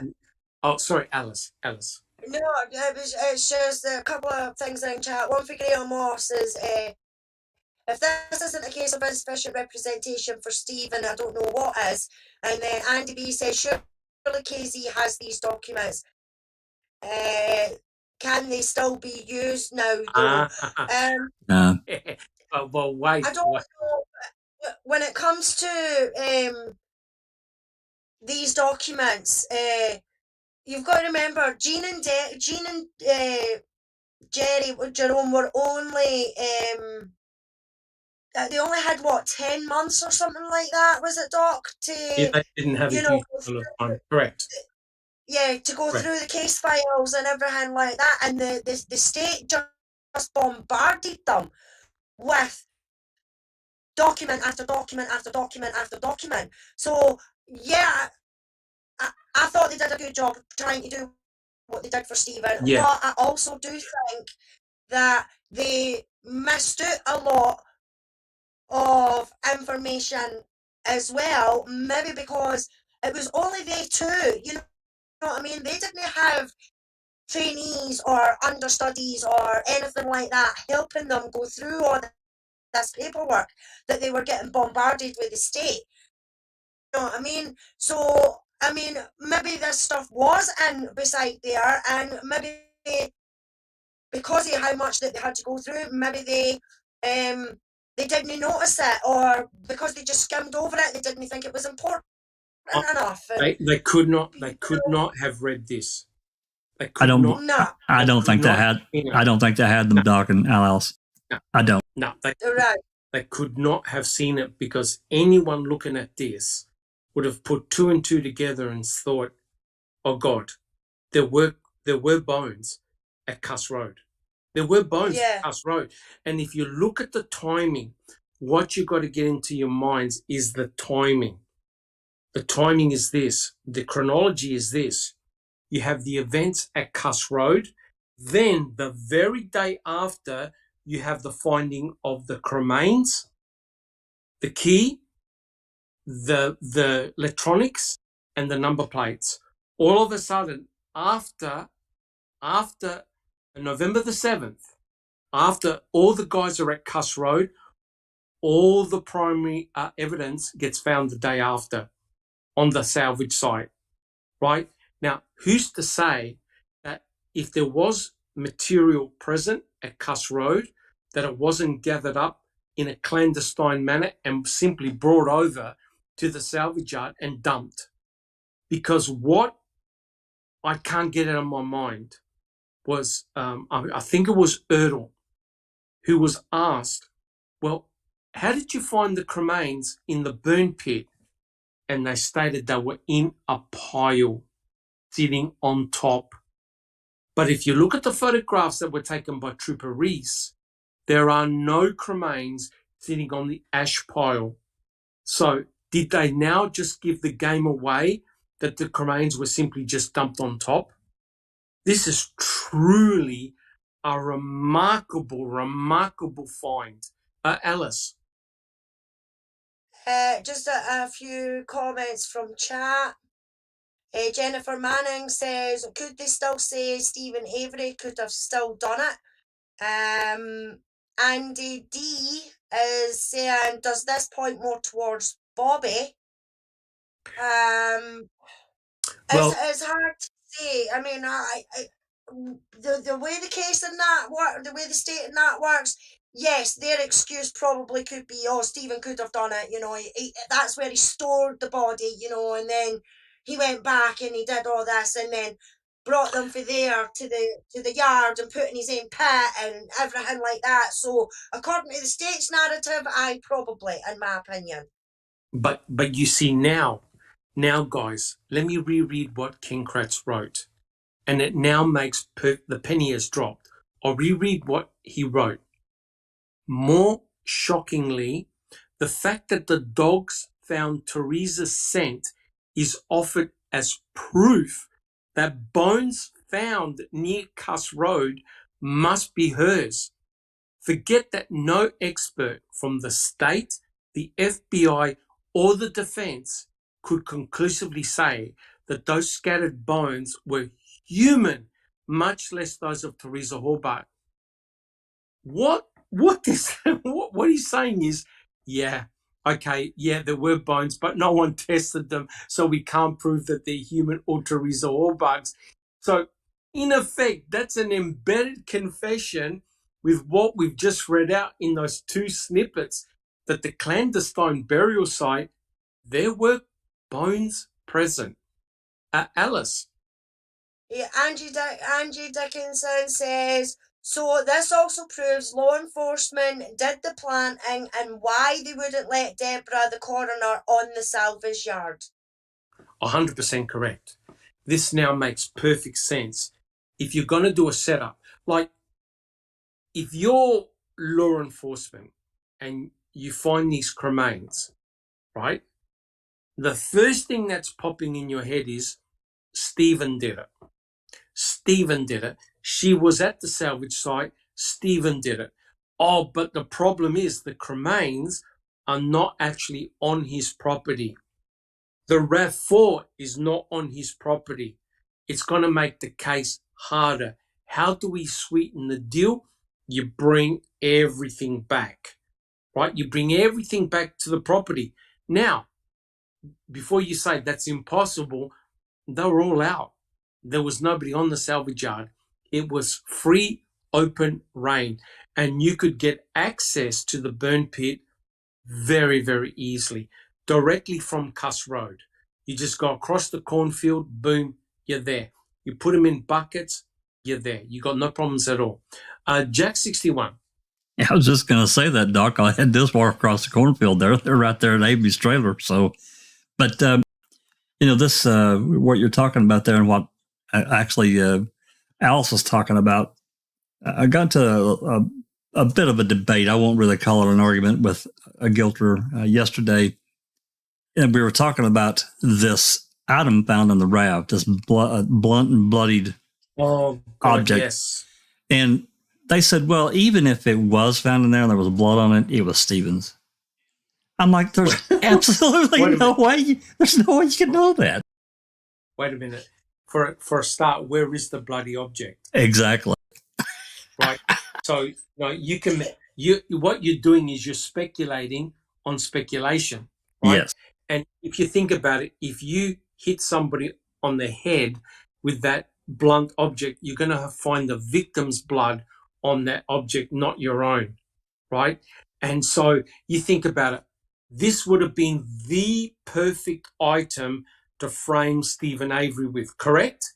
Because that blunt object would have Stephen's blood on the handle and the victim's blood on the blunt end, correct?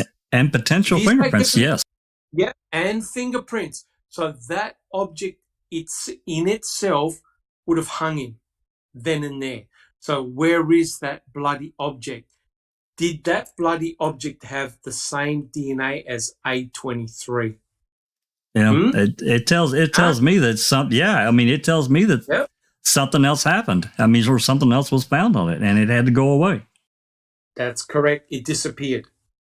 And again, that was on a document that was not presented. Is that correct? That was a draft. Right. It's the same one that we've been looking at. It's the Disturbed Earth, number 11. Yeah. So it's a draft. So therefore, they obviously looked at this draft and thought, yeah, no, let's take it right out. And that's exact. So I cannot believe that they kept the draft. I cannot believe that they kept the draft. Yeah, exactly, Doc. I agree with you 100%. I think it's they've done these as drafts, and Kratz and Fallon and Gann have looked over these and went, nope, take that out, nope, you can't put that in, nope, don't put that in, if you put that in, it points not to Stephen, so take that out, take that out, take that out, and they've done all these drafts, and they've picked and chose what they've wanted to put in for the original warrant that's been signed by the judge. Well, that's what I'm saying. For this particular one here, again, guys, they didn't need it. I think this warrant was ready to go, but the property owners gave them permission. And at least in probably most states, but written permission by the property owner supersedes any search warrant. They're good to go. They didn't need it. Correct. Why didn't they destroy the damn thing? I really don't understand. I really don't. Well, the argument is it's not a legal document. It hasn't been signed. So their argument is it's not a legal document. But for researchers like us and other YouTubers, this is a gold mine, right? Because you can't write down a search warrant if you don't have the facts, right? These are facts. Okay, it wasn't signed. I understand that. But where are they getting the clandestine burial site? Where are they getting this information about Loof and Brutus? Where are they getting this information about the piece of tarp and nylon rope? And the disturbed earth was freshly dug up. Oh, my God. And not only that, the palm prints on the back of the RAV, which was on the spare tire cover. There are other things that were conveyed in that conversation between Harrington and Fassbender that are in that warrant as well. The other things obviously didn't make it, but, that didn't make it into the conversation in the DCI report. But that, it was filed but 6 weeks later, So I don't really put a huge amount of credence to it because they could have easily said, we don't really want to put that in there. We don't need it because we didn't have to serve that warrant. So we don't need it. Correct. But the linchpin discovery is the blunt object with blood on it. Yep. And the fact disappeared. Now, why is that so important? It's because Stuart James proved that Teresa Horbach was bludgeoned at the back of her own wall. That's right. Bludgeoned. And that now makes sense. That blunt object with blood on it now makes perfect sense. So whoever hit her on the head just threw it in the back of the RAV. Right? Put her in the back of the RAV, closed the door and drove off somewhere. And if it just happened to be near Cuss Road, it now makes perfect sense because according to Kathleen Zellner, her last phone ping was very close. I think it was the Whitelaw Tower, which covers the salvage yard, Cuss Road area. It now makes perfect sense. So it means to me that Teresa Horbach was either run into, she had an accident, and somebody stopped, and she was attacked almost immediately within minutes of leaving the salvage yard, right?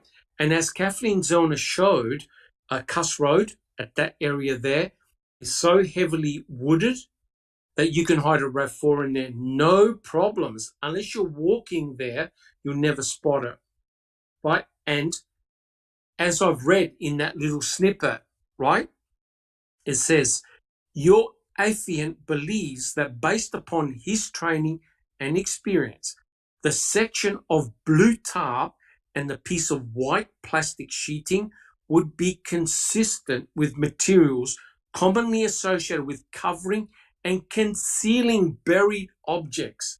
Boom. It all makes perfect sense, guys. It's actually quite scary and frightening that it was all there. All you needed was to get that document, which you guys found, and it's all there. It's all there in black and white, guys. An amazing find. All right. Do we have any additional comments? All right. Well, I reckon, guys, we've been going for Jack 61, how long have we been going for? 2 hours and almost 15 minutes, Doc. Okay. I reckon what we'll do, we'll close it now. I think we've covered quite a lot.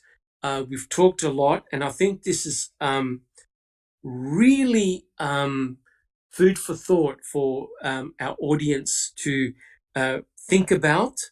Hey, Andy B goes, don't go. But, we can't keep going forever, guys. But we've had, I believe, a very important discussion. Potentially, what's the matter, Alice? We've now got Angie joining in as well. Don't go, please don't go. Yeah, I realise that. But I think what I like to do, I like to keep these separate, because the next section, again on the bones, is on the burn pit, and so I want to spend a little bit of time on the burn pit. That's very, very important. So I don't want to rush it, but I think today's podcast illuminates the importance of excellent research done by Jack 61, by Sunshine Christina. I think Temtidius wrote a Reddit post on this material as well. Amazing findings. And it now makes perfect sense. The state knew what had happened. The state Cheer for yoga. Sorry, Doc. Cheer yoga for the ageless says, why did they save the draft? Because they never expected that people would stay at this for this long and be that detailed. Exactly. Cheer for yoga for the ageless. They never expected this case to be deep dived into the way it's been deep dived into over the years since 2015. No way in hell did they ever think that this case was going to get looked at and scrutinised the way it has been. They thought that they got away with it. They've honestly thought that they've done a good job, hands down, that's it, he's behind bars, we don't need to worry anymore. Well, the amazing thing is, guys, we had the jigsaw puzzle, but we had missing pieces, right?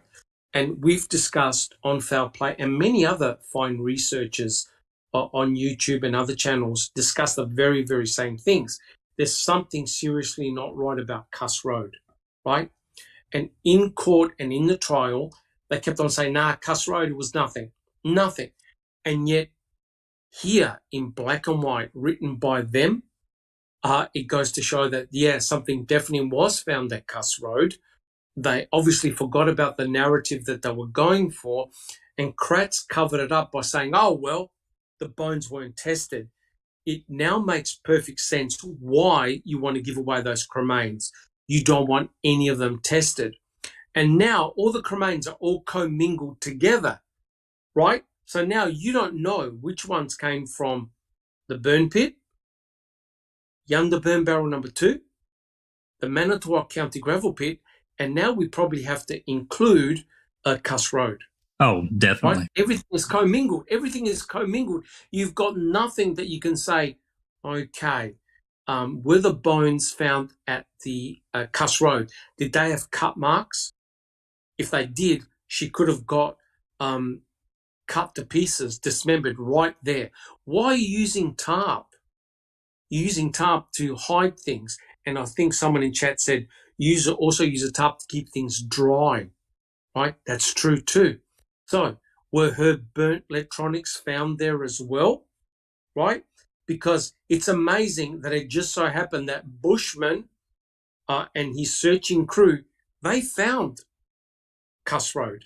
They found the burnt remains at they found the disturbed earth at Cuss Road. Someone had recently turned over the soil at that area there. So that's amazing. And it was covered with pine needles. So someone was trying to hide it, right? Someone was trying to disguise it. That, I don't know about you guys, but that's truly remarkable, right? Something of significance took place there. Jack 61. Yep, November 6th and 7th were bonanza days for these guys, because I mean, of course, we know that obviously plans changed as time went on. Brennan got really sucked into it, but still, the format of what happened later, that groundwork was laid right there. Correct. And you know what's disgusting, of course, is that Dr. Eisenberg was handed a box of bones. So she had no idea where they had come from. She had to rely on somebody else, a third party, saying, oh, yeah, we got it from a burn pit, or we got it from here, we got it from there. So how unbelievable that the state's own forensic anthropologist was not present on the salvage site. So this all points to an investigation that was rushed. It was done. Sorry, Jack 61, keep going. They didn't want her there either. I assure you that, Doc. No, 100% correct. So all they did was they gathered up the evidence, put it in a box and said, yeah, this came from Stephen's burn pit. I've never seen anything like it in my life, guys. Well, look, anyway, again, guys, thank you so much for joining us in chat. Some really, really excellent questions. We'll get together again next week. We'll continue this. I believe that this is one of the most important chapters in Ken Kratz's book. Amazing research findings by Jack 61, Sunshine Christina. Truly amazing. And we can present all of those findings to you guys. Thank you so much for your support. If you've enjoyed the podcast, please subscribe to our channel.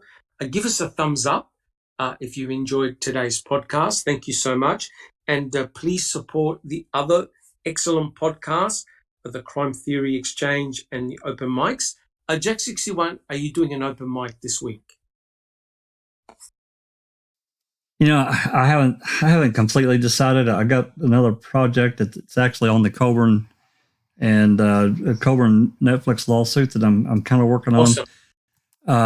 It's not a major thing, but I know a lot of people are interested, and I got some recordings of some of the hearings that I want to get recorded and posted. And actually, I've actually been trying to do it for the last 4 days, and I just this other stuff, this war stuff, it just completely pushed everything off. So if I do one tomorrow, it's probably just going to be kind of a recap of what's happened this week, even today, what we've been talking about, and just kind of put it all together. Correct.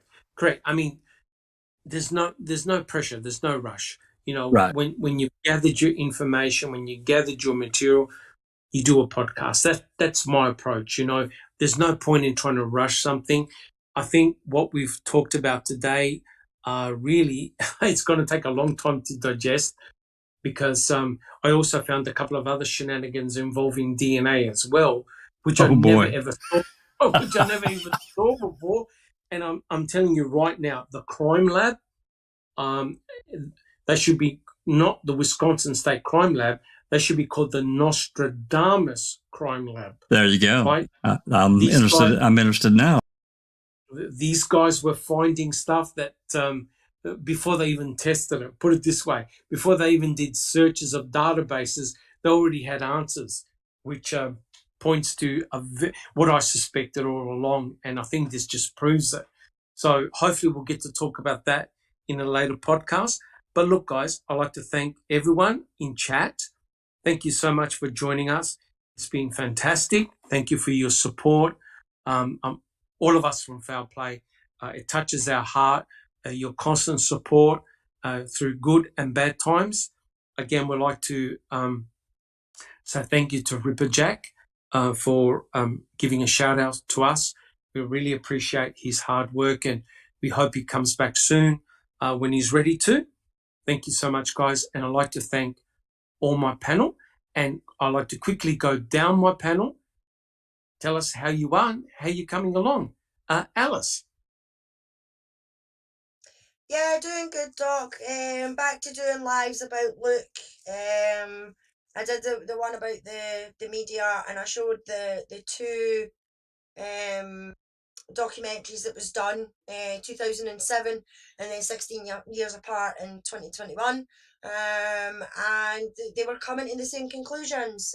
So I'm not quite sure what my video is going to be on Monday. I haven't decided whether it's going to be the DNA or if I'm going to go over the trial itself, because the great mods on the Facebook group have done fantastic layouts and things like that. One of them's Remember November, because Luke was convicted in November, and Yes. the way that they've done it is they've explained how it went, you know, what was some of the things that was done at trial, what was law at the time. So I'm kind of in two minds whether to do the DNA or that, so I'll just have to wait and see. Awesome. But other than that, good. Looking forward to open mic tomorrow. I'm not sure if I'm doing Brendan Talks tomorrow with Becca and Linda. Yes. Because Becca had just been for surgery and things like that, so I'm not sure if that's completely going ahead. I'm hoping so. So hopefully that'll be happening tomorrow as well. So fantastic. Full steam ahead. Thank you so much, Alice. Jack 61. Yeah, if I do one tomorrow, it's what I really wanted to include is some older material that we've been talking about for context. This is for contextual reasons, but I don't know if I will or not. I may wait and put a bigger program together. I think that's what I'll probably end up doing. Yeah. So awesome. Yeah, wanted to thank everybody for joining us in the chat. Hopefully everybody's, had their thinking caps on, and really. Wanted to thank Paul Pepiet. I will get back to you. I'll go through your PowerPoint you sent me, and I'll get back with you. Fantastic. Remember, guys, in chat, you could always come and join us on Discord. We have a very big Discord channel. Huge amount of people there discussing all sorts of things, and come and join us. Bring your questions. If you want to ask each one of us a specific questions, we've got our own rooms. We'll try and get back to you as soon as we can. All of us check our Discord just about every day, and there's always someone there 24/7. Thank you so much. And finally, we have I Don't Recall. How are things coming along? Well, like everybody, I'm really excited about these new findings, and I'm hoping I can help more with this case and Daniel's case in the coming days. Fantastic. Thank you so much, I Don't Recall. All right, guys, if there's no additional comments, I'd like to thank everyone. Thank you so much for your support, and we will all see you next week. Take care, guys. This has been a Foul Play production.